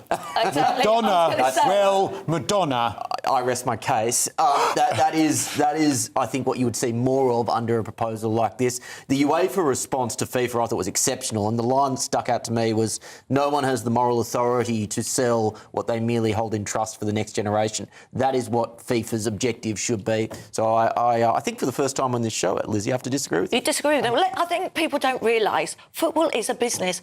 Football is come and go. But the only reason why it has got money is because we invested into it. TV franchises, which made and helped. You know, this is for everyone. It's not just for the working class man with an handicap cap. But the problem is the working class man really has so little access to football now because I don't care about Trump and the Americanisation, or as in the American business element of it. I do care about the Americanisation that Will was talking about there, and the fact that what this will mean. I am pro capitalism. I'm pro-business, but there is not the competition. There aren't 5 World Cups that will mean they're all competing for different people to go there, meaning the prices get lower. There's one World Cup. If you bring shareholders into it, as well as the business interests you've got in there already, well, then shareholder value will become the most important thing. That is going to mean commercial breaks halfway through the second half. That is going to mean, I think, more corruption. Behind the scenes, are we going to see... Well, hang on. Are we going to see, like, teams that perhaps, you know, it will be commercially better that there is leniency on them? Because you cannot tell me that the last World Cup that we had wasn't as corrupt as could be, with Argentina getting away with blue murder. So I think it will just be increased when you bring in shareholder value as well. And that is the problem, because you do not have the competition between tournaments that makes it better for the consumer. But it has to be managed professionally, obviously. Well, it's not now. But it will be. It isn't now. And those poorer teams, those African teams, will get millions from this. But just because they'll get millions doesn't make it better. More beautiful. No. And I think this is the only one thing I agree with Infantino of doing, because, you know, some of the other things he's done, I don't agree, but I think this is genius. Paul, genius? No, I don't think so. That's how he's describing you. I just had a flashback then, growing up in the 80s and 90s and watching Lizzie's modelling career with tremendous interest. I never thought for a minute I would disagree with Lizzie Cundy on anything. But I understand the principle. I'm kind of torn because, much like Christo, I am a capitalist. However, there's some things the culture of some things need to be preserved before the money-making scheme. And by the way, a couple of things we need to note here. FIFA's already worth 15 billion. 15 billion pounds, right? Not even dollars, pounds. It's very wealthy already. It spreads that wealth fairly well. And I agree that the African nations and some of the poorer footballing nations would benefit from this. However, there are other ways to get the reported £30 million to them. You could do that in a number of other ways without changing the very culture and ethos of the World Cup. Yeah. Other industries have this, because other industries have competition. Other industries make the game dynamic, and we need to keep moving forward. Other industries have competition, and that's the difference. Whereas this is not like, you know, it's very similar. I know that it's not the same, but like it's the same as like the water company being privatised. Everyone says, "Oh my God, there'll be loads of money in water." Well, actually, no, that's not led to it being better with consumers. If there were 20 water companies competing for me to supply me water, it would be. This is the same sort of thing. And just a final point I need to make. She did brilliantly in the half-time show, doing the Music Inferno remix from the 2005 Confessions. Not a Will Kingston. I do not know what you are talking about here on Madonna. And I will not have this. I will not. It's homophobia. It's a homophobic incident on the panel. There's a homophobic incident. Can somebody stuff an apple in his mouth, please? I wanted to... You get the reference. You should say that. You get the reference. I wanted to bring in some audience questions, actually, because, Lizzie, I'm afraid... They're not big fans of this. Marvin the Martian says, Lizzie, I'm afraid on this you're totally wrong. It's not about the money. Each country funds their own team. But FIFA does obviously send some money. I think that under the new proposals, they get 5 million instead of 2. Need the money. It will really benefit. David Clark says, don't fall for this corporate greed. And then critically... lots of people complaining about, obviously, the ticket sales, the price of a shirt, all this stuff. There wasn't one empty seat at that World Cup. And what... But no one under £1 million could go. Doesn't it, after football's many scandals, corruption scandals, wouldn't you agree that it's not the Trump relation here that's the problem? It's because people see this and they think it stinks. I think this should be managed properly and professionally. Football is huge business, and this can really benefit everyone. Come out, you're stuck in the old times.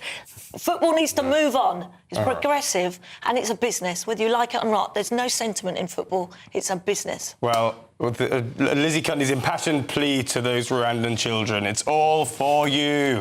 Well, don't worry.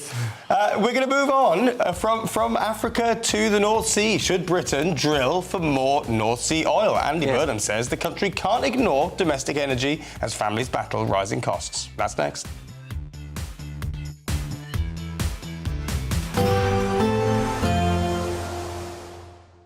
Can't wait to get in that sea. Lovely and warm. Just like the feeling of having great travel insurance. All Clear Travel Insurance sponsors GB News Travel Destinations Forecast. Hello there. If you're heading away this weekend, plenty of hot and sunny weather across Europe. Very hot across central and eastern areas of Europe with a heat wave ongoing. But it is slightly cooler across some areas of Spain and western France. A few showers across alpine regions and across Italy throughout Sunday. Risk of thunderstorms. And it's turning very hot through the Mediterranean with temperatures climbing towards the high 30s, possibly the low 40s as well. And there's very little change in the forecast with more sunshine on the way. All Clear Travel Insurance sponsors GB News Travel Destinations Forecast. Hi there again and welcome to your latest GB News weather update from the Met Office. Well, after a few showers in the north on Saturday, Sunday promises to be a fine day for most. Lots of hazy sunshine and it will be feeling much warmer for most of us. We saw a few showers courtesy of this area of low pressure on Saturday, but otherwise we've got rising pressure as we go into Sunday, so very few ice bars on the chart, meaning lighter winds. Now, out and about this evening, plenty of late sunshine for England and Wales. The showers across Scotland will also become increasingly confined to the very far northeast as we go through the night. So it will turn quite chilly in the countryside, particularly across England and Wales, where we might even see a touch of frost in rural parts of Wales and the Midlands. Temperatures in the towns and cities, though, largely holding up into the low teens. Further north, there'll be a bit more of a breeze still across more northern parts of Scotland, and that breeze will bring in still a fair number of showers to Shetland and Orkney. Otherwise, though, many parts of Scotland will begin the day on Sunday with a mixture of sunny spells and cloud, but largely dry. Hazy sunshine for Northern Ireland with the cloud thickening through the morning, but most of England and Wales starting off with blue skies, apart from one or two mist and fog patches which will quickly clear in the countryside. And then we're set for a fine day for many parts of the UK, one or two showers in the very far northeast of Scotland, and the cloud perhaps just thickening sufficiently to bring one or two spots of rain for Northern Ireland and the west of Wales by the end of the afternoon. But with that hazy sunshine, it is set to be a warmer day for most of us on Sunday. Temperatures widely in the mid-20s across England, eastern parts of Wales, and perhaps close to 30 degrees Celsius in the southeast of England. But it is set to turn more changeable overnight into Monday. Monday sees an area of rain pushing northwards across Scotland, possibly bringing some quite prolonged and useful amounts of rainfall to the east. Some scattered showers developing elsewhere too, possibly in England and Wales as well. One or two thunderstorms perhaps by the evening, and certainly a chance of some slightly heavier showers and a more humid and hot feel for many as we go through Monday and Tuesday before it turns cooler midweek. Britain is not just a geographical expression. We are a people bound together by history and culture that are distinctively British. Join me to celebrate our music, theatre, artworks and literature which we can explore and enjoy together. Everybody's welcome. Sunday with Michael Portillo. Every Sunday at 11 a.m. on GB News, the People's Channel, Britain's news channel.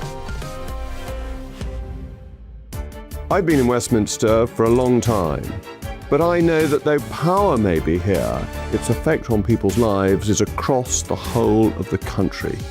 We may be where rules are made, but it's where they're implemented that matters.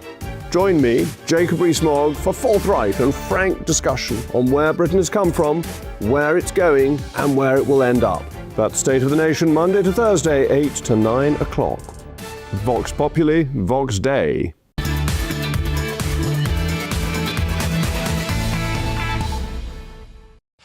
Welcome back to the Saturday Five. I'm the only one who dances the Saturday Five music on this show. Somebody suggested, actually, Christo, to my response to you earlier, my request to you earlier, rather, that maybe you would dance if somebody played some Madonna. Oh, well, Yeah, I mean, I definitely. would consider there was the hung up dance, which was, that one, which was that. Or there's the one for the Danceteria as well, Yeah. which is this Love one. it. I like both So, of why are you laughing at me, Will Kingston? Will Kingston. That wasn't meant to be This is another homophobic incident that's being taking place now. That's to HR. Offend. That's so 2010s. That doesn't happen anymore. No, it doesn't There's happen. no HR. A non-crime hate incident. No, those are banned. Shabana Mahmood got rid of them. Oh, Got rid damn. of We them. want less free speech. Yeah, no, they were just too offensive. Oh. To right-wingers. Anyway, please keep getting in contact. Don't talk about Madonna like some of you have. That ship has sailed now. No more Madonna for tonight. Anything else about you, mate? Anything else about me? Loads, actually. Yeah, see, look how quick he's back on your side when you mention his name. Oh, yeah, straight back on there, isn't it? Ashley Latham, you'll have to rename the channel to Kai News. Sounds like a great idea. John, Vote Reform, says, Kai, put the beaver down. Rugby Grandad, it's the Kai Show. Everybody's talking about me, except for you. That's not a good thing. Anyway, fail to understand. Unfortunately, Enough of you. even the producers saying, let's move on. Yeah. Yes. Now, to more serious matters. Prime Minister Andy Burnham says Britain cannot ignore North Sea oil and gas as families continue to face high living costs. He says that the UK should take a pragmatic approach to domestic energy while continuing the transition to cleaner power. Now, of course, even President Trump hasn't been able to stop himself from commenting on the issue. Here he was talking to GB News' very own Bev Turner. You've had a couple of weeks to get to know our new Prime Minister. Have you spoken to him much? And do you think he is the man to lead us to excellency? Well, he did say one very good thing. He said he's going to open up North Sea oil. That's the one thing he said. Well, to discuss this, I'm very pleased to welcome the Chief Operating Officer and an energy analyst at the IEA, Andy Mayer. Hi there, Andy. Thanks for joining us. Hi there. Now, is this a genuine shift from Burnham? Because he said previously that he would stick to the manifesto commitment, and now it sounds like he's changing his mind. What's going on here? Well, we don't really know what Andy Burnham's up to because what we're hearing is vibes. So he's going to take a more pragmatic approach that doesn't really mean anything. And what we really need to hear are the vibrations of drills going into the ground under the North Sea. So we actually get some oil and gas out, which we desperately need because we're still going to be dependent on the stuff for the next 30 years. So he may have sold to Donald Trump the idea that he's going to change policy, but he's got to sell it to the Labour Party. And that's a very different proposition, given the last few years, all they have done is banged on about how much they would like to shut it all down, and that's what they're doing. But what's happened this week is that BP, one of Britain's largest companies, but certainly our largest oil and gas producer, has said, no, we don't believe you. We're pulling out of the North Sea. We're going to try and sell our business with 1,100 workers and hope somebody buys it, but if not, they're gone. So that's reality. That's the commentary on the Prime Minister's policy. And no amount of getting onto Twitter and talking about Fred's roles is going to change that. That's a really interesting point you make, actually, because it's not just about licenses, is it? The North Sea is also, and producers are being hammered by windfall taxes, and also just it's been disincentivized for so many years by successive governments. Would approving licenses go far enough, or is there more to this picture that Andy Burnham needs to be considering? Well, you're talking there about Jackdaw and Rosebank, which are the two spade-ready fields that could have gone into operation over a year ago, but are still waiting for a decision from the government. I mean, what we really had is about 25 years of chaos with Ed Miliband. So as soon as he started on this road saying that we should lead the world in demonstrating our virtue on net zero, it became quite obvious to most investors around the world that it would be unwise to invest in oil and gas resources in the UK. Tories didn't help. They banned fracking, or I'd put it into a moratorium, but it's the same thing.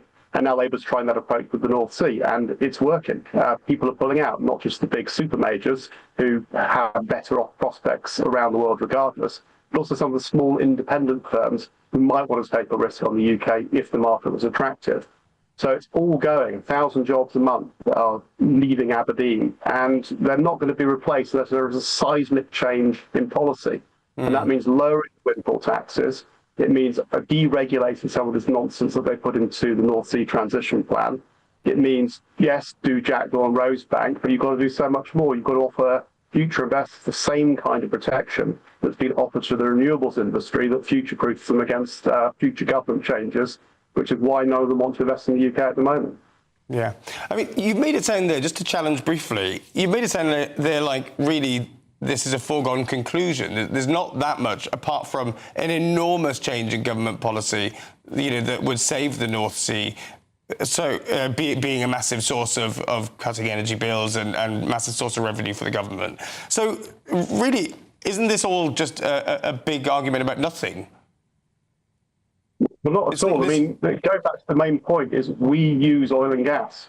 If we use our own oil and gas, then not only are we getting the Treasury revenue from taxing it, but we're also saving emissions because we're not importing it via LNG from around the world. I mean, we do get quite a lot of our imported gas, for example, from Norway, but those pipelines could be shut down if there was some kind of European crisis and the Norwegian government quite reasonably decided that their domestic voters mattered more than our customers. So it's a very silly idea to make us more exposed to international markets when we have our own resources. And it's not just the North Sea, it's also onshore. There's about 50 to 100 years of potential reserves under our feet, and we are touching none of it. Yeah. We're bring in my panel here. Will? Yeah, Andy, so don't get me wrong, any further activity in the North Sea would be welcome, but the real game is net zero. My understanding is that net zero costs this country £30 billion a year, both in direct spending and then the equivalent losses as a result of it. And it would appear, and tell me if I'm wrong, that the choice of the new Energy Secretary would suggest that net zero is still full steam ahead under a Burnham Prime Ministership. So that's all we know at the moment, that's true. And you need to change the Climate Change Act and all the related net zero legislation if you're going to get past the potential to challenge new drilling with court cases. So the big problem with the Climate Act, really, that anybody can raise a lawsuit to prevent something by claiming that the emissions it creates are in breach of that act. And that's what happened with a onshore site only a year or so ago, which means that the government, even if they change policies, if they don't change that legislation, they could find that their decisions are being overturned by the courts. So there's quite a lot to do to take this stuff more seriously. And it's not just about being pragmatic, it's actually taking decisions. Yeah. I was going to bring a final question in from Christo. Yeah, you mentioned Ed Miliband. Sorry to bring him up again, that moronic idiot that we have as in our cabinet. But how will they square that with him? Because all he's been doing for the last couple of years is banging on about how dreadful North Sea drilling would be. Well, if Andy Burnham, with him as Foreign Secretary, decides to drill, how are they now going to spin that actually it would be a good thing? And what will that mean for Ed Miliband's position? I mean, I can't speak for the Prime Minister. He has a Foreign Secretary, who is Ed Miliband, who can be sent around the world to do all sorts of exciting things that are not this. So maybe he should send him to make peace in the Middle East. Perhaps he could send him to broker peace between Ukraine and Russia. We might learn something about oil and gas in the process. But there are many things that Ed Miliband no longer controls. So let's take advantage of that and potentially get a more sensible policy. Well, thank you very much. We're going to have to leave it there, I'm afraid, but I'm sure we'll be coming back to you in future. This is a story that's not going away. That's Chief Operating Officer, Energy Analyst from the IEA, Andy Mayer. I don't know what to make of this. This is another one of those policy areas that I think the detail will come out in drill. Look, Andy Burnham's not going to do anything. He's just said that. How is he going to get that passed with all his backbenchers and his own Energy Secretary doesn't agree with it? He's just saying it because he knows that's what the people want.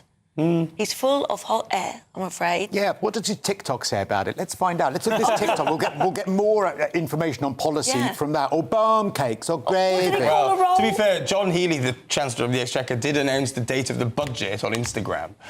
So how's that? We live in a new world. It's a new world. It's the new Meghan Markle. He does everything on Instagram. It is unbelievable. So we can't be asked questions. Number 10 North Jam coming to your local government-owned grocery store. Anyway, up next, we'll bring you the latest trigger tantrums.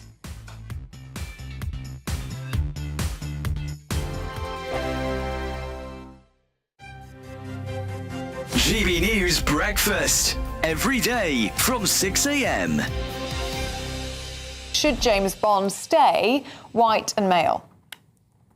Yes, I think that's probably the best course of action. If you think about it, Amazon have taken over Bond about a year ago, and they're a big company, aren't they? And this is a risk, isn't it? They don't want to be seen to cast their first James Bond in anything other than the most popular Bond to everybody.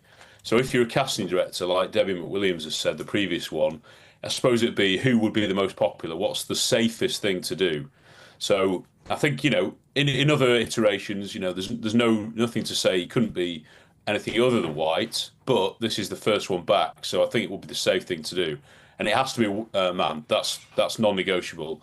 I think audiences would instantly be complaining, and they want as little controversy going into this new film as they can. The People's Channel. Martin Daubney, weekdays from 3 p.m. With the football, a row has erupted.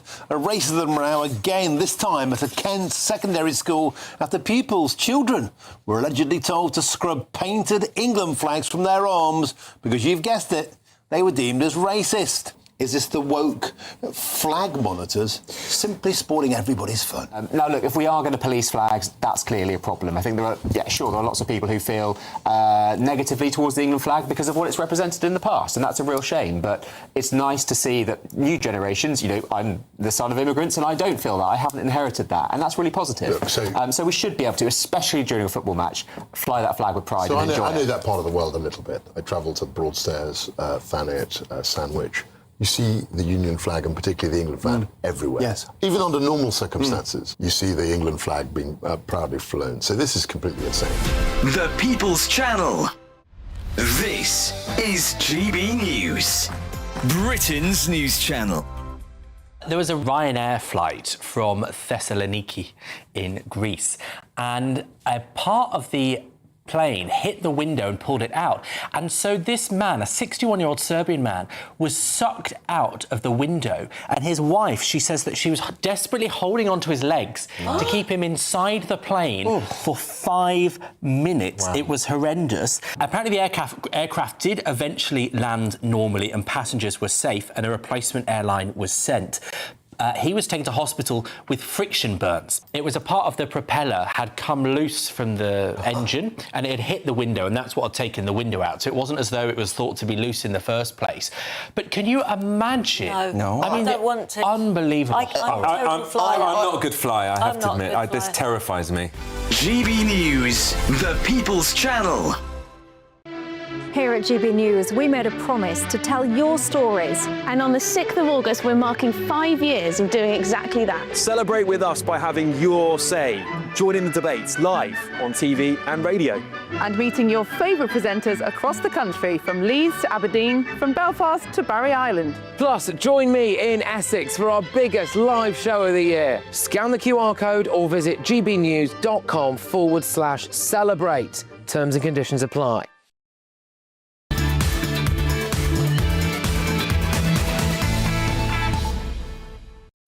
Welcome back to the Saturday Five. Oh, goodness me. I like that angle. I hate it when that happens. Sometimes I have a sneaky can of Diet Coke, see, hidden here, and I'm not meant to show brands. Anyway, welcome back to the Saturday Five. Or talk about them. Mention them. Well, it's interesting you say that because there's actually an election coming up. I said election, don't worry, producers. Now, you've all been writing in about Madonna.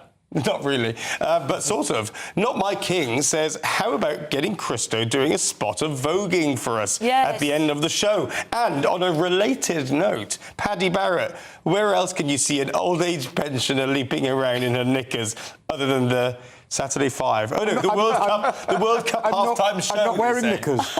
Oh, sorry. Oh, you don't mean me. They're talking about Madonna, not you. So we've got the disco light. Come on, I think you should. Do you want me to vogue or do you want me to do the Danceteria dance? The Vogue is which this. is that one. Oh, and then there's Lizzie Cundy knows what she's doing. Yeah. Oh, yeah, there's Vogue as well. Come on, strike a pose. Strike a pose. Do you want me to sing? There's that one as well. She used to do that too. Do you want to? Are you singing as well as voguing? But the Vogue, she used to do that as well, and then that one, and then that one.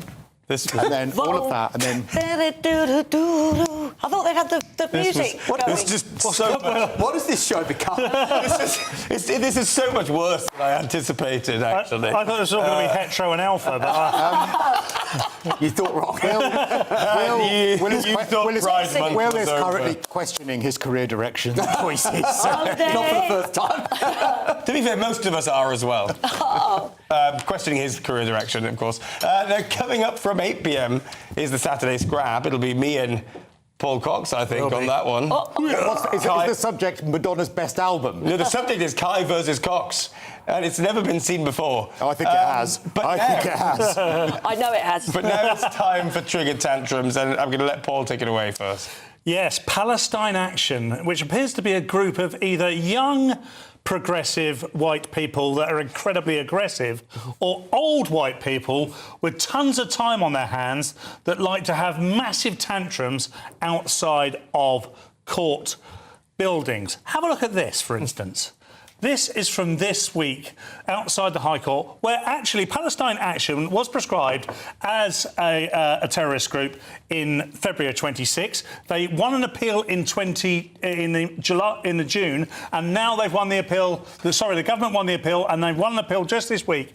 Now to be able to challenge that, yet they're outside doing exactly what they think they're entitled to do. It absolutely drives me mad. I might have my own tantrum at this point. But who are these guys, and why have they got so much time? They're all over 80. They seem to be. And to quote Dr. Evil, there's nothing more pathetic than an ageing hipster. But then Jeremy Corbyn's brothers' relations. Yeah, I mean, I do wonder how much time these people spend on these nonsense protests. But the Metropolitan Police disagrees, I think. They say they had arrested 117 people and added the majority of arrests have been for expressing support for a prescribed organisation. 4 people have been arrested for encouraging or assisting a criminal offence. Police officers remain at the scene and continue to make arrests. Well, from the UK to the US, we're going to take a look at the extreme and exaggerated questioning of Anthony Fauci by Josh Hawley, who's a senator in the US. Let's take a look at this. I will silence his admission. And here's the real thing. At the end of the day, it wasn't just about the money, really, was it? It was really about a power trip.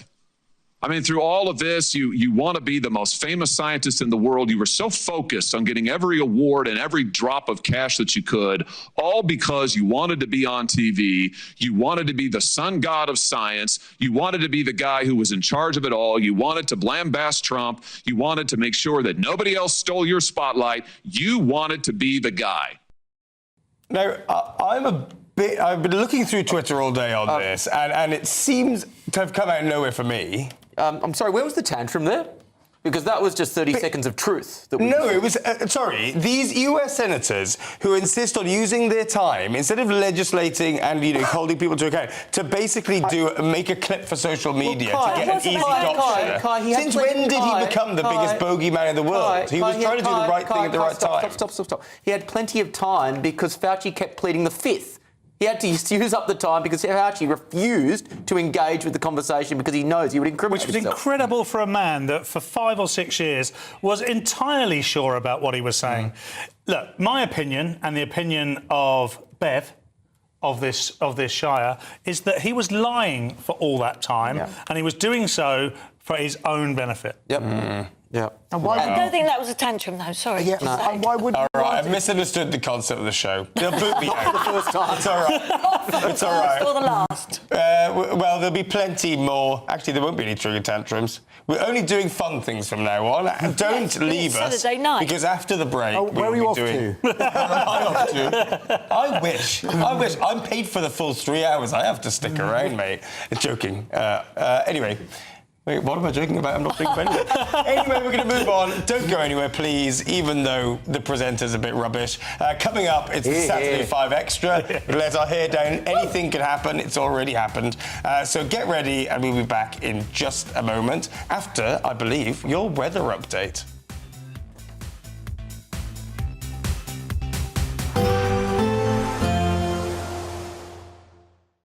Today, clouds overhead. Total zen within. Boxed Solar sponsors the weather on GB News. Hi there again and welcome to your latest GB News weather update from the Met Office. Well, after a few showers in the north on Saturday, Sunday promises to be a fine day for most. Lots of hazy sunshine and it will be feeling much warmer for most of us. We saw a few showers courtesy of this area of low pressure on Saturday, but otherwise we've got rising pressure as we go into Sunday, so very few ice bars on the chart, meaning lighter winds. Now, out and about this evening, plenty of late sunshine for England and Wales. The showers across Scotland will also become increasingly confined to the very far northeast as we go through the night. So it will turn quite chilly in the countryside, particularly across England and Wales, where we might even see a touch of frost in rural parts of Wales and the Midlands. Temperatures in the towns and cities, though, largely holding up into the low teens. Further north, there'll be a bit more of a breeze still across more northern parts of Scotland, and that breeze will bring in still a fair number of showers to Shetland and Orkney. Otherwise, though, many parts of Scotland will begin the day on Sunday with a mixture of sunny spells and cloud, but largely dry. Hazy sunshine for Northern Ireland with the cloud thickening through the morning, but most of England and Wales starting off with blue skies, apart from one or two mist and fog patches which will quickly clear in the countryside. And then we're set for a fine day for many parts of the UK, one or two showers in the very far northeast of Scotland, and the cloud perhaps just thickening sufficiently to bring one or two spots of rain for Northern Ireland and the west of Wales by the end of the afternoon. But with that hazy sunshine, it is set to be a warmer day for most of us on Sunday. Temperatures widely in the mid-20s across England, eastern parts of Wales, and perhaps close to 30 degrees Celsius in the southeast of England. But it is set to turn more changeable overnight into Monday. Monday sees an area of rain pushing northwards across Scotland, possibly bringing some quite prolonged and useful amounts of rainfall to the east. Some scattered showers developing elsewhere too, possibly in England and Wales as well. One or two thunderstorms perhaps by the evening, and certainly a chance of some slightly heavier showers and a more humid and hot feel for many as we go through Monday and Tuesday before it turns cooler midweek. Today, clouds overhead. Total zen within. Box Solar sponsors the weather on GB News. We're celebrating a golden summer with your chance to win a real gold bar. That's right, a fine gold bullion bar worth over £5,000 could be yours. We're also going to make sure your finances are fabulous with £60,000 in tax-free cash. For a chance to win, text GOLD to 63225. One entry costs £2.50 plus one standard network rate message. Or text BONUS to 63225. 5 entries cost £5 plus one standard network rate message. Go to gbnews.com/win. Entries start at £2.50. Call 0903 686 3232. Calls cost £2.50 plus your network access charge. Or post your name and number to GB22 PO Box 8690 Derby DE1 9TT. UK only. Entrance must be 18 or over. Lines close at 4 p.m. on the 21st of August. This is a network giveaway. Entries will be pulled. Please check the closing time if listening or watching on demand. Good luck. Exciting news. Every Friday, my Patrick Christie's Tonight Show is going to have a twist to it. We're welcoming some special guests. You. That's right, on Fridays I'm going to be doing my show in front of a live studio audience because this show is about you and what you have to say. It's going to be the same big debates, same big topics, same big opinions. But every Friday night at 9 p.m, you are invited to come on down to Patrick Christie's Tonight to be a part of the action. Only on GB News, the People's Channel, Britain's news channel. Welcome to Free Speech Nation with me, Josh Howard. This is the show where each week we see what's happening in the world of culture, current affairs and politics. First we'll say, welcome to the UK. Oh, thank you. And we're not afraid to use our free speech so that you can use yours. It's not controversial in the slightest to anyone who hasn't lost their mind. Free Speech Nation, Sunday nights at 7 p.m. Only on GB News, the People's Channel, Britain's news channel. Westminster's full of talk, but out here, it's the real world. Am I allowed to talk now? No, that's it. This is where it matters, real people and real lives. That's what politics is all about. In fact, has Trump made a good start? No. Straight answers, no spin, and just a couple of pints. How many fingers have I got up? About 10. So join me for Lee Anderson's Real World every Friday at 7 p.m, only on GB News. The People's Channel, Britain's news channel. I've been in Westminster for a long time, but I know that though power may be here, its effect on people's lives is across the whole of the country. We may be where rules are made,